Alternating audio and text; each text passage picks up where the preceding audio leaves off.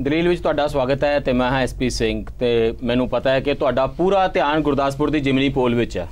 ਇੰਜ ਜਾਪਦਾ ਜਿਵੇਂ ਤਰੱਕੀ ਦਾ ਰਸਤਾ ਬਸ ਉੱਥੇ ਹੀ ਨਿਕਲਣਾ ਹੈ। ਜੇ ਯੂਪੀ ਵਿੱਚ ਹੁੰਦੇ ਤੇ ਪੂਰਾ ਧਿਆਨ ਕਿਸੇ ਹਿੰਦੂ ਮੁਸਲਿਮ ਮਸਲੇ ਵਿੱਚ ਫਸਿਆ ਹੁੰਦਾ, ਕੇਰਲਾ ਵਿੱਚ ਹੁੰਦੇ ਤੇ ਆਰਐਸਐਸ ਤੇ ਕਾਮਰੇਡਾਂ ਦੀ ਖੂਨੀ ਲੜਾਈ ਵਿੱਚ। ਪਰ ਇੱਕ ਗੱਲ ਜਾਣ ਲਵੋ, ਅੰਤ ਨੂੰ ਮਸਲਾ ਆਰਥਿਕਤਾ ਦਾ ਹੈ, ਤਰੱਕੀ ਦਾ ਮਸਲਾ ਹੈ, ਨੌਕਰੀ ਦਾ ਮਸਲਾ, ਕਿਸ ਨੂੰ ਮਿਲੀ ਕਿਸ ਨੂੰ ਨਹੀਂ ਮਿਲੀ। ਉੱਪਰ ਵੈਸੇ ਮੋਦੀ ਸਾਹਿਬ ਨੇ 1 ਕਰੋੜ ਨੌਕਰੀਆਂ ਦਾ ਵਾਅਦਾ ਕੀਤਾ ਸੀ, ਅਜੇ ਤੇ ਸਿਰਫ ਅਰੁਣ ਜੈਤਲੇ ਜੀ ਦੀ ਨੌਕਰੀ ਪੱਕੀ ਜਾਪਦੀ ਹੈ। ਪੰਜਾਬ ਵਿੱਚ ਕੈਪਟਨ ਅਮਰਿੰਦਰ ਸਿੰਘ ਨੇ ਹਰ ਘਰ ਨੌਕਰੀ ਦੇਣ ਦਾ ਵਾਅਦਾ ਕੀਤਾ ਸੀ, ਉਹ ਅਜੇ ਸਿਰਫ ਬੇਅੰਤ ਸਿੰਘ ਜੀ ਦੇ ਖਾਨਦਾਨ ਨੂੰ ਹੀ ਮਿਲ ਰਹੀਆਂ ਨੇ ਨੌਕਰੀਆਂ। ਡਾਟਾ ਸਾਹਮਣੇ ਆਇਆ, ਵਿੱਤੀ ਸਾਲ ਦੇ ਪਹਿਲੇ 3 ਮਹੀਨੇ ਵਿੱਚ ਆਰਥਿਕ ਤਰੱਕੀ 3 ਸਾਲਾਂ ਵਿੱਚ ਸਭ ਤੋਂ ਨੀਵੇਂ ਮੁਕਾਮ ਤੇ ਆ ਕੇ ਡਿੱਗੀ ਹੈ, 5.7%। ਵੱਡੇ ਉਹ ਜਿਹੜੇ ਕੰਮ ਕੀਤੇ ਸੀ, ਯਾਦ ਹੈ ਉਹ ਅੱਧੀ ਰਾਤ ਨੂੰ ਨੋਟਬੰਦੀ ਤੇ ਹੁਣ ਸਾਰੇ ਮੁਲਕ ਵਿੱਚ ਸਰਲ ਸੌਖੀ ਟੈਕਸ ਪ੍ਰਣਾਲੀ GST, ਉਹਨਾਂ ਨੇ ਜਿਹੜਾ ਚੰਨ ਚਾੜਿਆ ਤੇ ਜਿਹੜਾ ਤਰੱਕੀ ਵਿੱਚ ਹਿੱਸਾ ਪਾਇਆ ਉਹ ਤੇ ਤੁਹਾਡੇ ਸਾਹਮਣੇ ਹੀ ਹੈ। UPA ਨੇ ਵੈਸੇ ਕਹਿੰਦੇ ਬੜਾ ਬੇੜਾ ਗਰਕ ਕਰ ਦਿੱਤਾ ਸੀ, ਤੁਸੀਂ ਕੱਢ ਕੇ ਪਰੇ ਮਾਰਿਆ। ਤੇ ਇਹ ਨਵੀਂ ਸਰਕਾਰ ਨੇ, ਨਵੀਂ ਕਾਹਦੀ ਪੁਰਾਣੀ ਹੋ ਗਈ ਜੀ ਹੁਣ ਤੇ 60 ਮਹੀਨੇ ਨਵੀਂ ਸਰਕਾਰ ਨੂੰ ਤੁਸੀਂ ਦਿੱਤੇ ਸੀ ਤੇ ਉਹਦੇ ਵਿੱਚੋਂ 40 ਮਹੀਨੇ ਲੰਘ ਗਏ ਨੇ, ਬਾਕੀ ਬਚੇ 20। ਤਰੱਕੀ ਹੁਣ ਰਫਤਾਰ ਫੜੂ, ਨੌਕਰੀਆਂ ਮਿਲਣਗੀਆਂ, ਜੀਵਨ ਸੁਧਰੇਗਾ। ਉਧਰ ਗੁਰਦਾਸਪੁਰ ਵੱਲ ਨਾ ਝਾਕੀਏ, ਇੱਥੇ ਗੱਲ ਸੁਣੋ ਮਾਹਿਰਾਂ ਦੀ। ਸਾਡੇ ਨਾਲ ਜੁੜ ਰਹੇ ਨੇ ਦਵਿੰਦਰ ਸ਼ਰਮਾ ਜੀ, ਹਿੰਦੁਸਤਾਨ ਦੇ ਵਿੱਚ ਆਰਥਿਕ ਡਿਵੈਲਪਮੈਂਟ ਦੇ ਜਿਹੜੇ ਪੈਟਰਨ ਨੇ ਉਹਨਾਂ ਦੇ ਨਾਲ ਜੁੜੀਆਂ ਪਾਲਿਸੀਜ਼ ਦੇ ਮਾਹਿਰ ਨੇ, ਦੇਸ਼ ਦੇ ਵਿੱਚ ਐਗਰੀਕਲਚਰ ਪਾਲਿਸੀਜ਼ ਦੇ ਮਾਹਿਰ ਨੇ। ਸਾਡੇ ਨਾਲ ਜੁੜ ਰਹੇ ਨੇ ਧਿਰਿੰਦਰ ਤਾਇਲ ਜੀ। ਧਿਰਿੰਦਰ ਤਾਇਲ ਜੀ BJP ਨੂੰ ਰਿਪਰੈਜ਼ੈਂਟ ਕਰਦੇ ਨੇ, ਖੁਦ ਵੀ ਬਿਜ਼ਨਸ ਦੇ ਸ਼ੋਬੇ ਵਿੱਚੋਂ ਨੇ। ਇਹਨਾਂ ਨੂੰ ਤੇ ਪੱਕਾ ਹੀ ਪਤਾ ਹੋਵੇਗਾ ਕਿ ਤਰੱਕੀ ਕਿੰਨੀ ਹੋ ਰਹੀ ਹੈ, ਇਹਨਾਂ ਦੀ ਕਿੰਨੀ ਹੋਈ ਹੈ, ਦੇਸ਼ ਦੀ ਕਿੰਨੀ ਹੋ ਰਹੀ ਹੈ, ਮੋਦੀ ਸਾਹਿਬ ਦੀ ਕਿੰਨੀ ਹੋ ਰਹੀ ਹੈ ਤੇ ਤੁਹਾਡੀ ਕਿੰਨੀ ਹੋ ਰਹੀ ਹੈ। ਸਾਡੇ ਨਾਲ ਜੁੜ ਰਹੇ ਨੇ ਰਣਜੀਤ ਸਿੰਘ ਘੁੰਮਣ ਜੀ। ਪ੍ਰੋਫੈਸਰ ਡਾਕਟਰ ਰਣਜੀਤ ਸਿੰਘ ਘੁੰਮਣ ਕ੍ਰਿਡ ਦੇ ਨਾਲ ਐਸੋਸੀਏਟਿਡ ਪੰਜਾਬ ਦੇ ਮੰਨੇ ਪਰਮੰਨੇ ਇਕੋਨੋਮਿਸਟ ਨੇ। ਤਰੱਕੀ ਦੀਆਂ ਇਹ ਲਾਈਨਾਂ ਕਿਵੇਂ ਰਾਜਨੀਤੀ ਨਾਲ ਜੁੜੀਆਂ ਹੁੰਦੀਆਂ ਨੇ ਤੇ ਵਾਅਦਿਆਂ ਤੇ ਫਿਰ ਅਸਲੀ ਅੰਕੜਿਆਂ ਦੇ ਵਿੱਚ ਫਰਕ ਕਿਵੇਂ ਆਉਂਦੇ ਨੇ, ਇਹਨੂੰ ਚੰਗੀ ਤਰ੍ਹਾਂ ਦੇਖਦੇ ਪਰਖਦੇ ਨੇ। ਸਾਡੇ ਨਾਲ ਜੁੜ ਰਹੇ ਨੇ ਬਲਜੀਤ ਬੱਲੀ ਜੀ, ਪੰਜਾਬ ਦੇ ਬੜੇ ਮੰਨੇ ਪਰਮੰਨੇ ਪੱਤਰਕਾਰ, ਬਾਬੂਸ਼ਾਹੀ.com ਦੇ ਐਡੀਟਰ ਬਲਜੀਤ ਬੱਲੀ ਜੀ। ਇੱਕ ਲੰਬੇ ਸਮੇਂ ਤੋਂ ਇਹਨਾਂ ਪੋਲੀਟੀਸ਼ੀਅਨਸ ਦੇ ਵਾਅਦਿਆਂ ਨੂੰ ਸੁਣਦੇ ਨੇ ਜਿਹੜੇ ਚੋਣਾਂ ਤੋਂ ਪਹਿਲਾਂ, ਜਿਮਨੀ ਚੋਣਾਂ ਤੋਂ ਵੀ ਪਹਿਲਾਂ ਤੁਹਾਡੇ ਨਾਲ ਕੀਤੇ ਜਾਂਦੇ ਨੇ ਤੇ ਫਿਰ ਜੋ ਉਹਨਾਂ ਦਾ ਹਸ਼ਰ ਹੁੰਦਾ 5 ਸਾਲਾਂ ਵਿੱਚ ਉਹਨੂੰ ਵੀ ਨੇੜਿਓਂ ਦੇਖਦੇ ਰਹਿੰਦੇ ਨੇ। ਪਰ ਦਵਿੰਦਰ ਸ਼ਰਮਾ ਜੀ ਇਹ ਦੱਸੋ, ਇਹ ਤਾਂ ਸਾਨੂੰ ਹੁਣ BJP ਦੇ ਅੰਦਰੋਂ ਆਵਾਜ਼ਾਂ ਉੱਠ ਰਹੀਆਂ ਨੇ ਕਿ ਜੀ ਬੜਾ ਮਾੜਾ ਦੇਸ਼ ਦਾ ਅਰਥਚਾਰਾ ਚੱਲ ਰਿਹਾ ਹੈ। ਯਸ਼ਵੰਤ ਸਿਨਹਾ ਹਰਾਂ ਦਾ ਜਿਸ ਕਿਸਮ ਦਾ ਲੇਖ ਛਪਿਆ, ਜਿਹੜੀ ਉਹਦੇ ਤੇ ਬਹਿਸ ਹੋਈ ਹੈ, ਪਰ ਸਰਕਾਰ ਦਾ ਇਹ ਕਹਿਣਾ ਹੈ ਕਿ GST ਤੋਂ ਬਾਅਦ, ਨੋਟਬੰਦੀ ਤੋਂ ਬਾਅਦ ਕੁਝ ਨਾ ਕੁਝ ਪ੍ਰੋਬਲਮਸ ਤਾਂ ਅਸੀਂ ਐਕਸਪੈਕਟ ਹੀ ਕਰ ਰਹੇ ਸੀ। ਤਰੱਕੀ ਨੇ ਦਰਅਸਲ ਰਫਤਾਰ ਫੜਨੀ ਹੈ, ਸਟਰਕਚਰਲ ਚੀਜ਼ਾਂ ਬੜੀਆਂ ਠੀਕ ਕਰਨ ਵਾਲੀਆਂ ਸੀ, ਅਸੀਂ ਕਰ ਰਹੇ ਹਾਂ। ਕੀ ਅਸੀਂ ਤਰੱਕੀ ਦੀ ਕੋਈ ਇੱਕ ਕੌੜੀ ਕੀਮਤ ਦੇ ਰਹੇ ਹਾਂ ਜਿਹੜੀ ਜ਼ਰੂਰੀ ਸੀ ਤੇ ਇਹ ਭਵਿੱਖ ਦੇ ਚੰਗੇ ਆਉਣ ਵਾਲੇ ਦਿਨਾਂ ਦੀ ਨਿਸ਼ਾਨੀ ਹੈ? ਕਿਉਂਕਿ ਅੱਛੇ ਦਿਨ ਆਉਣ ਲੱਗਿਆਂ ਟਾਈਮ ਲੱਗਦਾ, ਇੱਕਦਮ ਨਹੀਂ ਆ ਜਾਂਦਾ। ਕਿ ਜਿਸ ਰਸਤੇ ਸਰਕਾਰ ਜਾ ਰਹੀ ਹੈ ਉਹਦੇ ਵਿੱਚ ਕਿਤੇ ਕੋਰਸ ਕਰੈਕਸ਼ਨ ਦੀ ਜ਼ਰੂਰਤ ਹੈ, ਅਜੇ 20 ਮਹੀਨੇ ਹੋਰ ਪਏ ਨੇ। ਇਹ ਇੰਨਾ ਇੰਪੋਰਟੈਂਟ ਸਵਾਲ ਇਸ ਕਰਕੇ ਹੈ ਕਿਉਂਕਿ ਸਿਰਫ 3 ਸਾਲ ਦੀ ਅਗਰ ਤੁਸੀਂ ਪਰਫਾਰਮੈਂਸ ਦੇਖਦੇ ਹੋ ਸਰਕਾਰ ਦੀ ਤਾਂ ਠੀਕ ਹੈ, ਸਭ ਕੁਝ ਸਾਨੂੰ ਨਜ਼ਰ ਆ ਰਿਹਾ ਹੈ ਕਿ ਬਈ ਕੋਈ ਇੰਡਸਟਰੀਅਲ ਗਰੋਥ ਨਹੀਂ ਹੋ ਰਹੀ ਹੈ, ਮੈਨੂਫੈਕਚਰਿੰਗ ਡਾਊਨ ਹੈਗੀ ਹੈ, ਐਕਸਪੋਰਟਸ ਨਹੀਂ ਵੱਧ ਰਹੇ ਹੈਗੇ ਹੈ, ਜੌਬ ਕ੍ਰੀਏਸ਼ਨ ਨਹੀਂ ਹੋ ਰਹੀ ਹੈ। ਪਿਛਲੇ 3 ਸਾਲਾਂ ਵਿੱਚ ਮਾਤਰ 6.5 ਲੱਖ ਜੌਬਸ ਕ੍ਰੀਏਟ ਹੋਏ ਹੈਗੇ ਹੈ, ਔਰ ਜਦ ਕਿ ਹਰ ਸਾਲ 1.25 ਕਰੋੜ ਜੌਬਸ ਕ੍ਰੀਏਟ ਹੋਣੇ ਚਾਹੀਦੇ ਸੀਗੇ। ਤਾਂ ਇੰਡੀਕੇਸ਼ਨ ਬੜਾ ਕਲੀਅਰ ਹੈ। ਔਰ ਜਿਹੜਾ ਆਪਣਾ ਜਿਹੜਾ ਆਰਗੇਨਾਈਜ਼ ਸੈਕਟਰ ਹੈਗਾ, ਸਪੈਸ਼ਲੀ 90% ਆਫ ਦੀ ਕੰਟਰੀ ਜਿਹਦੇ ਨਾਲ ਇਨਵੋਲਵਡ ਹੈ ਜਾਂ ਇੰਗੇਜਡ ਹੈ, ਉਹਦਾ ਤਾਂ ਡਿਵਾਸਟੇਸ਼ਨ, ਮੈਂ ਸ਼ਬਦ ਇਸ ਕਰਕੇ ਇਸਤੇਮਾਲ ਕਰ ਰਿਹਾ, ਡਿਵਾਸਟੇਸ਼ਨ, ਕਿਉਂਕਿ ਬੇੜਾ ਗਰਕ ਹੋ ਗਿਆ ਉਹਦਾ। ਉਹ ਤੁਸੀਂ ਹੁਣ ਵੀ ਦੇਖੋ ਕਿ ਜਿਹੜੇ ਹੁਣ ਨਵੀਂ ਕ੍ਰੌਪ ਆਈ ਹੈ, ਨਈ ਫਸਲ, ਕਿਉਂਕਿ ਜ਼ਿਆਦਾਤਰ ਕਿਸਾਨ ਹੈਗੇ ਹੈ, ਜਿਹੜੀ ਨਵੀਂ ਫਸਲ ਆਈ ਆ ਉਹਦਾ ਮੂੰਗ ਔਰ ਉੜਦ 2 ਦਾਲਾਂ ਹੈਗੀਆਂ ਜਿਹੜੀਆਂ ਇੰਪੋਰਟੈਂਟ ਹੈਗੀਆਂ, ਉਹ ਆਈਆਂ ਹੈਗੇ ਮਾਰਕੀਟ 'ਚ। ਕਾਟਨ ਦਾ ਪ੍ਰਾਈਸ, ਸਭ ਦਾ ਪ੍ਰਾਈਸ ਕ੍ਰੈਸ਼ ਕਰ ਗਿਆ। ਮੂੰਗ ਵੀ, ਉੜਦ ਵੀ, ਕਾਟਨ ਵੀ ਔਰ ਇਹ ਸੋਇਆਬੀਨ, ਸਭ ਕ੍ਰੌਪਸ ਦਾ ਪ੍ਰਾਈਸਿਸ ਕ੍ਰੈਸ਼ ਕੀਤਾ ਹੈਗਾ। ਔਰ ਇਹਦੇ ਕਈ ਫੈਕਟਰਸ ਹੋਣਗੇ, ਲੇਕਿਨ ਦਿਸ ਇਜ਼ ਆਫਟਰ ਡਿਮੋਨਟਾਈਜੇਸ਼ਨ ਦਾ ਪਹਿਲੇ ਜਿਹੜਾ ਅਸੀਂ ਦੇਖ ਚੁੱਕੇ ਹਾਂ ਇੰਪੈਕਟ, ਉਹਦੇ ਬਾਅਦ ਹੁਣ ਇਹ ਇੰਪੈਕਟ ਆ ਰਿਹਾ। ਇਹ ਤਾਂ ਉਹ ਐਸਪੈਕਟ ਹੈ ਜਿਹੜਾ ਯਸ਼ਵੰਤ ਸਿਨਹਾ ਤੇ ਅਰੁਣ ਜੈਤਲੇ ਦੀ ਬਹਿਸ ਵਿੱਚ ਵੀ ਨਹੀਂ ਜਿਹਦਾ ਜ਼ਿਕਰ ਆ ਰਿਹਾ ਜੀ। ਔਰ ਐਗਰੀਕਲਚਰ ਦੀ ਬਿਲਕੁਲ ਗੱਲ ਕਿਤੇ ਨਹੀਂ ਹੁੰਦੀ ਹੈਗੀ ਹੈ, ਲੇਕਿਨ ਸਾਰੀ ਇੰਪੋਰਟੈਂਟ ਗੱਲ ਇਹ ਹੈ ਕਿ ਬਈ ਅੱਛੇ ਦਿਨ ਦੀ ਜਿਹੜੀ ਪ੍ਰੋਮਿਸਿਸ ਸੀਗੀ, ਆਫ ਕੋਰਸ ਵੀ ਆਲ ਨੋ ਕਿ ਉਹ ਤਾਂ ਹੁਣ ਲੋਕੀ ਹੁਣ ਇਹ ਕਹਿ ਰਹੇ ਆ, ਆਮ ਸੁਣਦੇ ਹਾਂ ਅਸੀਂ ਕਿ ਸਾਨੂੰ ਅੱਛੇ ਦਿਨ ਤੁਸੀਂ ਨਾ ਦਿਓ, ਸਾਨੂੰ ਪੁਰਾਣੇ ਦਿਨ ਹੀ ਦੇ ਦਿਓ। ਇਹ ਇੱਕ ਬਹੁਤ ਇੰਪੋਰਟੈਂਟ ਮੈਨੂੰ ਲੱਗਦਾ ਕਿ ਨਹੀਂ ਹੋ ਸਕਦੇ ਕਿ Modi sahib continues to have that trust of the people. ਲੋਕਾਂ ਦਾ ਇੱਕ ਅਥਾਹ ਵਿਸ਼ਵਾਸ ਹੈ ਦੇਸ਼ ਦੇ ਵਿੱਚ ਇਸ ਵੇਲੇ, ਉਸ ਤੋਂ ਜ਼ਿਆਦਾ ਲੋਕਾਂ ਦਾ ਵਿਸ਼ਵਾਸ ਲਈ ਬੈਠਾ ਕੋਈ ਲੀਡਰ ਨਜ਼ਰ ਵੀ ਨਹੀਂ ਆ ਰਿਹਾ। ਇਹ ਗੱਲ ਤਾਂ ਠੀਕ ਹੈ। ਜਦ ਫਰਾਂਸ ਦੇ ਵਿੱਚ ਹੁਣ ਪਿੱਛੇ ਇਲੈਕਸ਼ਨ ਹੋਈ ਸੀਗੀ ਤਾਂ ਮੈਕਰੋਨ ਜਦ ਉਹਨਾਂ ਦੇ ਨਵੇਂ ਰਾਸ਼ਟਰਪਤੀ ਬਣੇ ਤਾਂ ਬਹੁਤ ਲੋਕਾਂ ਨੇ ਕਿਹਾ ਸੀ ਕਿ ਨਹੀਂ, ਇੱਕ ਐਕਸਪੈਕਟੇਸ਼ਨ ਹੈ, ਲੋਕਾਂ ਨੂੰ ਇੱਕ ਨਵਾਂ ਚਿਹਰਾ ਦਿਖਾਈ ਦਿੱਤਾ ਸੀਗਾ, ਪਰ ਉਸ ਚਿਹਰੇ ਨੇ ਵੀ ਉਹੀ ਪਾਲਿਸੀਜ਼, ਇਕਨੋਮਿਕ ਪਾਲਿਸੀ ਲੈ ਕੇ ਆਏ ਜਿਹੜੇ ਪਹਿਲੇ ਜੋ ਚੱਲਦੀ ਆ ਰਹੀ ਹੈ, ਜਿਨ੍ਹਾਂ ਨੇ ਜਿਹੜੇ ਇੱਕ ਮੇਰਾ ਮੰਨਣਾ ਹੈ ਕਿ ਡੈਡ ਐਂਡ ਤੇ ਪਹੁੰਚ ਚੁੱਕੀ ਹੈ ਹੁਣ। ਤਾਂ ਉਸ ਕਰਕੇ ਉਹ ਹੁਣ ਤੁਸੀਂ ਜਿੰਨਾ ਮਰਜ਼ੀ ਤੁਸੀਂ ਸੋਚੋ ਕਿ ਵੀ ਇਹ ਦੇਸ਼ ਦੀ ਐਕਸੈਪਟੈਂਸ ਹੈ, ਮੈਨੂੰ ਤਾਂ ਡਰ ਇਸ ਗੱਲ ਦਾ ਹੈ ਕਿ ਵੀ ਤੁਸੀਂ ਐਕਸੈਪਟੈਂਸ ਦੀ ਗੱਲ ਇਹ ਇੱਕ ਨੂੰ ਤੁਸੀਂ ਰਿਪਲੇਸ ਕਰੋਗੇ ਦੂਸਰੇ ਨਾਲ, ਦੂਸਰੇ ਨੂੰ ਤੀਸਰੇ ਨਾਲ ਕਰੋਗੇ। ਸਭ ਦੀ ਇਕਨੋਮਿਕ ਸੋਚ ਹੈ ਜਿਹੜੀ ਕਿ ਹੁਣ ਦੁਨੀਆ ਵਿੱਚ it is a level of failure. ਤਾਂ ਜੀ ਤੁਸੀਂ ਬੀਜੇਪੀ ਨੂੰ ਰਿਪਰੈਜ਼ੈਂਟ ਕਰਦੇ ਹੋ, ਇਹ ਗੱਲ ਸੱਚ ਹੈ। ਇੱਕ ਤਾਂ ਮੋਦੀ ਸਾਹਿਬ ਨੇ ਜਿਹੜੀ ਆਪਣੀ ਸਟੈਂਪ ਹੈ ਉਹ ਸਰਕਾਰ ਦੇ ਉੱਤੇ ਇੰਨੀ ਸਟਰੋਂਗਲੀ ਲਗਾਈ ਹੋਈ ਹੈ ਕਿ ਇਹਦਾ ਇੱਕ ਫਾਇਦਾ ਤਾਂ ਹੋਇਆ ਕਿ ਜਿਹੜਾ ਹਨੀਮੂਨ ਪੀਰੀਅਡ ਨਵੇਂ ਨੇਤਾ ਨੂੰ ਮਿਲਦਾ ਹੁੰਦਾ ਉਹ ਉਹਨਾਂ ਨੇ ਆਪਣੀ ਸਰਕਾਰ ਲਈ ਕਾਫੀ ਐਕਸਟੈਂਡ ਕੀਤਾ ਹੋਇਆ। 40 ਮਹੀਨਿਆਂ ਤੋਂ ਬਾਅਦ ਵੀ ਅਜੇ ਉਹ ਹਨੀਮੂਨ ਪੀਰੀਅਡ ਹੈ ਤੇ ਆਪੋਜੀਸ਼ਨ ਦਾ ਜੋ ਹਾਲ ਹੈ ਉਹ ਤੇ ਜਦੋਂ ਬਹੁਤ ਅਗਰੈਸਿਵ ਆਪੋਜੀਸ਼ਨ ਵੀ ਹੁੰਦੀ ਹੈ ਉਦੋਂ ਵੀ ਇਨਕਨਸੀਕੁਐਂਸ਼ੀਅਲ ਹੀ ਹੈ। ਅਜੇ ਵਿੱਚ ਡਿਸੀਸਿਵ ਲੀਡਰ ਸਾਹਮਣੇ ਹੋਣ ਦੇ ਨਾਲ ਇੱਕ ਤੇ ਫਰਕ ਪੈਂਦਾ ਹੈ ਕਿ ਲੋਕਾਂ ਨੂੰ ਆਪਣਾ ਆਪ ਸਿਕਿਉਰ ਲੱਗਣ ਲੱਗ ਜਾਂਦਾ ਹੈ ਕਿ ਅਸੀਂ ਸੁਰੱਖਿਅਤ ਹਾਂ, ਭਾਵੇਂ ਕਿ ਆਰਥਿਕਤਾ ਦੀ ਹਾਲਤ ਕਾਫੀ ਖਰਾਬ ਵੀ ਹੋਵੇ। ਪਰ ਇਹ ਐਕਸਪੈਕਟੇਸ਼ਨਸ ਵੀ ਬਹੁਤ ਵਧਾ ਦਿੰਦਾ। ਮੋਦੀ ਸਾਹਿਬ ਪਹਿਲਾਂ ਹੀ ਬਹੁਤ ਐਕਸਪੈਕਟੇਸ਼ਨਸ ਵਧਾ ਕੇ ਆਏ ਸੀ। ਤੁਹਾਨੂੰ ਜਾਪਦਾ ਹੈ ਅੱਛੇ ਦਿਨਾਂ ਦਾ ਵਾਅਦਾ ਦਰਅਸਲ ਉਸ ਵੇਲੇ ਬਹੁਤ ਮਹਿੰਗਾ ਪੈ ਸਕਦਾ ਹੈ ਜਿਸ ਵੇਲੇ ਤੁਹਾਡੀ ਇਕਨੋਮੀ ਇੰਨੀ ਡੀਪ ਟਰਬਲ ਵਿੱਚ ਹੋਵੇ, ਇੰਨੇ ਮਾੜੇ ਹਾਲਾਤਾਂ ਦੇ ਵਿੱਚ ਦੇਸ਼ ਦਾ ਅਰਥਚਾਰਾ ਜਾ ਚੁੱਕਿਆ ਹੋਵੇ। ਇਹਦੇ ਤੋਂ ਤਾਂ ਹੁਣ ਸਰਕਾਰ 'ਚ ਵੀ ਲੋਕ ਇਨਕਾਰ ਨਹੀਂ ਕਰ ਰਹੇ। ਨਹੀਂ, ਉਹ ਮੈਨੂੰ ਇਹ ਨਹੀਂ ਸਮਝ ਆ ਰਿਹਾ ਕਿ ਜੋ ਅਸੀਂ ਕਹਿ ਰਹੇ ਹਾਂ ਕਿ ਇਕਨੋਮੀ ਦਾ ਹਾਲ ਬਹੁਤ ਬੁਰਾ ਹਾਲ ਹੈ, ਇਕਨੋਮੀ ਦਾ ਜੀ ਉਹ ਕਿਸ ਪੈਰਾਮੀਟਰ ਦੇ ਉੱਪਰ ਅਸੀਂ ਕਹਿ ਰਹੇ ਹਾਂ ਕਿ ਇਕਨੋਮੀ ਦਾ ਬਹੁਤ ਬੁਰਾ ਹਾਲ ਹੈ। ਸਰਕਾਰ ਸਿਰ ਫਾਈਨੈਂਸ਼ੀਅਲ ਈਅਰ ਦਾ ਡਾਟਾ ਕੱਢਦੀ ਹੈ ਨਾ, ਤੇ ਜਿਹੜਾ ਅਪ੍ਰੈਲ ਜੂਨ ਦਾ ਫਰਸਟ ਕੁਆਟਰ ਦਾ ਡਾਟਾ ਕੱਢਿਆ ਹੈ ਉਹ ਸਰਕਾਰ ਜੀ ਨੇ ਦੱਸਿਆ ਵੀ 5.7% ਹੈ। ਜੀ ਜੀ 7.9% ਸੀਗਾ ਪਿਛਲੇ ਸਾਲ ਸੇਮ ਕੁਆਟਰ। ਮਿਲਿਆ ਜਦੋਂ ਸੀ 4.4 ਮਿਲਿਆ ਸੀ। ਹਾਂ ਬੜੀ ਮਿਲਿਆ ਜਦੋਂ ਸੀ 4.4 ਮਿਲਿਆ ਸੀ, ਉਸ ਵੇਲੇ ਉਹ ਮਾੜਾ ਨਹੀਂ ਸੀ। ਪ੍ਰੇਮ ਸ਼ੰਕਰ ਝਾ ਜੀ ਨੇ ਲਿਖਿਆ, ਉਹ ਕਹਿੰਦੇ ਇਕਨੋਮੀ ਉਸ ਵੇਲੇ ਡੀਪ ਟਰਬਲ 'ਚ ਸੀ, ਹੁਣ ਡੀਪਰ ਟਰਬਲ ਵਿੱਚ ਆ। ਇਹੀ ਮੈਂ ਸਮਝ ਨਹੀਂ ਪਾ ਰਿਹਾ ਕਿ 4.4 ਤੋਂ ਜੇ 5.7 ਤੇ ਪਹੁੰਚ ਗਈ ਤੇ ਡੀਪ ਤੋਂ ਡੀਪਰ ਕਿੱਦਾਂ ਹੋਈ। ਇਹ ਤਾਂ ਮੈਂ ਨਹੀਂ ਪਹੁੰਚਿਆ। ਉਹ 4.4 ਤੋਂ 7.9 ਵੀ ਇਸੀ ਸਰਕਾਰ ਨੇ ਪਹੁੰਚਾਇਆ ਸੀ। ਜੀ ਜੀ ਪਿਛਲੀ ਸਰਕਾਰ ਦਾ ਪਾਲਿਸੀ ਪੈਰਾਲਿਸਿਸ ਸੀ। ਇਹ ਸਰਕਾਰ ਸਟਰਕਚਰਲ ਚੇਂਜਸ ਕਰ ਰਹੀ ਹੈ। ਜਿਹੜਾ annual rate of GDP growth ਹੈ ਉਹ ਵੀ ਕੋਈ ਬਹੁਤ ਚੰਗਾ ਨਹੀਂ ਹੈ। ਤੁਹਾਡੇ ਆਪਣੇ ਜਿਹੜੇ ਸ਼ੁਭ ਚਿੰਤਕ ਨੇ, ਚਾਹੇ ਉਹ ਫਾਰਮਰ ਚੀਫ ਇਕਨੋਮਿਕ ਐਡਵਾਈਜ਼ਰ ਹੋਣ, ਚਾਹੇ ਕੌਸ਼ਿਕ ਬਾਸੂ ਹੋਣ, ਉਹ ਜਿਸ ਕਿਸਮ ਦੀ ਆਪਣੀਆਂ ਕਿਤਾਬਾਂ ਤੇ ਆਰਟੀਕਲ ਲਿਖ ਰਹੇ ਨੇ, ਲਗਾਤਾਰ ਬੜੇ ਸਖਤ ਦਿਨਾਂ ਦੀ ਤੇ ਉਹ ਅੰਡਰਲਾਈਨ ਕਰ ਹੀ ਰਹੇ ਨੇ ਕਿ ਹਾਲਾਤ ਖਰਾਬ ਨੇ। ਇਸ ਤੋਂ ਸਰਕਾਰ ਵੀ ਨਹੀਂ ਭੱਜ ਰਹੀ, ਈਵਨ ਸਰਕਾਰ ਦੇ ਵਿੱਚ ਲੋਕ ਐਕਨੋਲਜ ਤਾਂ ਕਰ ਰਹੇ ਨੇ। ਮੈਂ ਤੁਹਾਨੂੰ ਦੱਸਦਾ ਜੀ, ਬੇਸਿਕਲੀ ਮੈਂ ਪਰਸਨੈਲਿਟੀਜ਼ ਨੂੰ ਲੈਣ ਦੀ ਬਜਾਏ ਮੈਂ ਆਰਗੇਨਾਈਜੇਸ਼ਨਸ ਤੇ ਜ਼ਿਆਦਾ ਟਰਸਟ ਕਰਾਂਗਾ, ਬਿਕਾਜ਼ ਜਿਹੜੇ ਪਰਸਨੈਲਿਟੀਜ਼ ਹੈ ਉਹਨਾਂ ਦਾ ਵੈਸਟਡ ਇੰਟਰਸਟ ਇੱਕ ਹੁੰਦਾ ਹੀ ਹੁੰਦਾ ਜੀ ਜੀ। ਤੇ ਮੋਦੀ ਜੀ ਨੇ ਇੱਕ ਬੜੀ ਵਧੀਆ ਇੱਕ ਐਗਜ਼ਾਮਪਲ ਵੀ ਦਿੱਤਾ ਹੈ ਕਿ ਸ਼ੈਲੇ ਵ੍ਰਿਤੀ ਦਾ। ਆਪਣੇ ਸਪੀਚ ਉਹਨਾਂ ਨੇ ਕਿਹਾ ਸੀ ਕਿ ਉਹ ਕਰਨ ਦਾ ਜਿਹੜਾ ਸਾਰਥੀ ਸੀ ਉਹ ਸ਼ੈਲੇ ਸੀ, ਉਹ ਨੂੰ ਹਰ ਚੀਜ਼ ਡਿਫੈਕਟ ਹੀ ਲੱਭਦਾ ਸੀ। ਉਹ ਨੈਗੇਟਿਵਿਟੀ ਵੀ ਬਹੁਤ ਲੋਕਾਂ ਦੇ ਵਿੱਚ ਐਸੀ ਆਈ ਹੈ।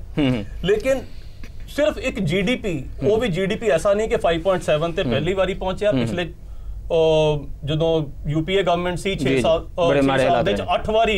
ਸਰ ਮੈਂ ਹੋਰ ਸਿੰਪਲ ਕਰ ਦਿੰਨਾ ਵੀ ਮੈਂ ਮੰਨ ਲੈਣਾ ਕਿ ਮੋਦੀ ਸਾਹਿਬ ਨੇ ਬਿਲਕੁਲ ਜਿਹੜਾ ਇਹ ਇਕਨੋਮੀ ਦੇ ਵਿੱਚ ਅਰਥਚਾਰੇ ਜਿਹੜੀ ਡਾਊਨ ਸਲਾਈਡ ਆਈ ਹੈ, ਨਿਵਾਨ ਆਈ ਹੈ, ਇਹ ਮੋਦੀ ਸਾਹਿਬ ਨੇ ਨਹੀਂ ਲਿਆਂਦੀ। ਉਹਨਾਂ ਨੂੰ ਰੋਕਣਾ ਆਉਂਦਾ ਕਿ ਡਾਊਨ ਸਲਾਈਡ ਕਿਵੇਂ ਰੋਕਣੀ ਹੈ, ਲੋਕ ਇਹ ਪੁੱਛ ਰਹੇ ਨੇ। ਇਸੇ ਕਰਕੇ ਮੈਂ ਤੁਹਾਨੂੰ ਕਹਿ ਰਿਹਾ ਕਿ ਮੈਂ ਆਰਗੇਨਾਈਜੇਸ਼ਨਸ ਜਿਹੜੀਆਂ ਰਿਪਿਊਟਡ ਆਰਗੇਨਾਈਜੇਸ਼ਨਸ ਹੈ, ਮੈਂ ਉਹਨਾਂ ਨੂੰ ਕੋਟ ਕਰਨਾ ਜ਼ਿਆਦਾ ਬੈਟਰ ਸਮਝੂੰਗਾ। ਔਰ ਨਿਊਜ਼ਪੇਪਰ ਤੁਹਾਡੇ ਕੋਲ ਸਾਹਮਣੇ ਹੀ ਪਿਆ HT the, they have quoted IMF। ਹੁਣ IMF ਇੱਕ ਰਿਪਿਊਟਡ ਏਜੰਸੀ ਹੈ। IMF ਨੇ ਕਿਹਾ ਹਾਂ ਬਿਲਕੁਲ ਥੱਲੇ ਆਇਆ। ਤੁਹਾਡੇ ਸਾਹਮਣੇ ਪਿਆ, ਮੈਨੂੰ ਪਕੜਾ ਦਿਓ, ਮੈਂ ਵੀ ਪੜ੍ਹ ਜਾਓ।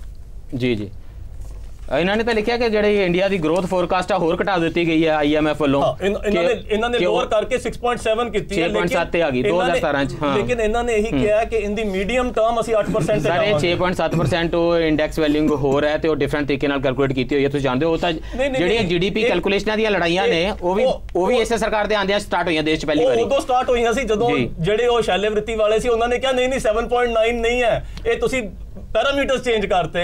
ਸਾਨੂੰ ਫੀਲ ਨਹੀਂ ਆ ਰਹੀ। ਅਸੀਂ ਨਾ ਇਕਨੋਮਿਸਟ ਕੋਲ ਚਲੇ ਜਾਈਏ ਕਿਉਂਕਿ ਮੇਰੀ ਨਾ ਘੁੰਮਣ ਸਾਹਿਬ ਇਕਨੋਮੀ ਬਾਰੇ, ਮੇਰੀ ਇਕਨੋਮਿਕਸ ਬਾਰੇ ਕੋਈ ਐਡੀ ਨੌਲੇਜ ਨਹੀਂ, ਪਰ ਮੈਨੂੰ ਇੱਕ ਗੱਲ ਜ਼ਰੂਰ ਦਿਖਾਈ ਦਿੰਦੀ ਹੈ ਵੀ ਇੱਕ ਸਟੈਟਿਸਟੀਕਲ ਇਲੂਜਨ ਕ੍ਰੀਏਟ ਕੀਤਾ ਜਾ ਰਿਹਾ ਹੈ।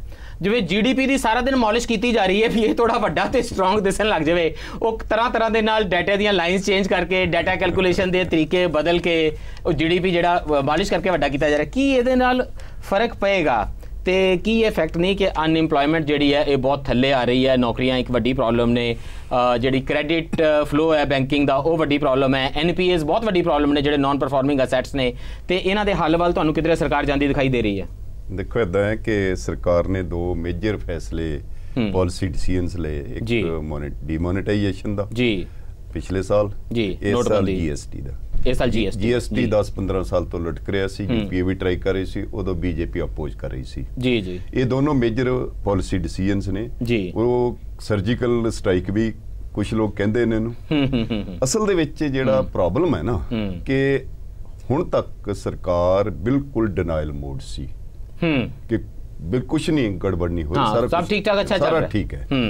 ਪਿਛਲੇ ਹਫਤੇ ਚੋਂ ਹੀ ਪ੍ਰਾਈਮ ਮਿਨਿਸਟਰ ਨੇ ਔਰ ਫਾਈਨਾਂਸ ਮਿਨਿਸਟਰ ਦੋਨਾਂ ਨੇ ਇਹ ਮੰਨਿਆ ਕਿ ਹਾਂ ਸਲੋ ਡਾਊਨ ਹੋਇਆ। ਉਹ ਤਾਂ ਜਿਹੜੀ ਇਕਨੋਮਿਕ ਐਡਵਾਈਜ਼ਰੀ ਕਾਉਂਸਲ ਬਣਾਈ ਹੈ ਇਹਦਾ ਮਤਲਬ ਗੜਬੜ ਹੋ ਰਹੀ ਹੈ, ਸਾਰਾ ਕੁਝ ਅਰੁਣ ਜੇਤਲੀ ਜੀ ਤੋਂ ਨਹੀਂ ਸਮਝ ਆ ਰਿਹਾ ਕਿ 40 ਮਹੀਨੇ ਇਕਨੋਮਿਕ ਐਡਵਾਈਸ ਦੀ ਲੋੜ ਨਹੀਂ ਸੀ, ਨਾ ਹੀ ਕਿਸੇ ਇੰਸਟੀਟਿਊਸ਼ਨ ਦੀ ਲੋੜ ਸੀ। ਕੋਈ ਇਕਨੋਮਿਸਟ ਵੀ ਹੈ ਨਹੀਂ ਬੋਤਾ ਇੱਕ ਨਹੀਂ, ਚਲੋ ਛੱਡੋ ਉਹ ਚ ਮੈਂ ਜਾਣਾ ਚਾਹੁੰਦਾ ਜੀ, ਆਪਾਂ ਜਾਵਾਂਗੇ ਕੋਈ ਗੱਲ ਨਹੀਂ, ਉਹ ਬਚ ਜਾਵਾਂਗੇ। ਮੈਂ ਇਹ ਕਹਿਣਾ ਪੁੱਛਣਾ ਚਾਹੁੰਦਾ ਹੈ ਕਿ ਪਲਾਨਿੰਗ ਕਮਿਸ਼ਨ ਨੂੰ ਡਿਸਮੈਂਟਲ ਕਰਕੇ ਜੋ ਲਿਆਂਦਾ ਉਹ ਕੀ ਹੈ? ਨੀਤੀ ਯੋਗ।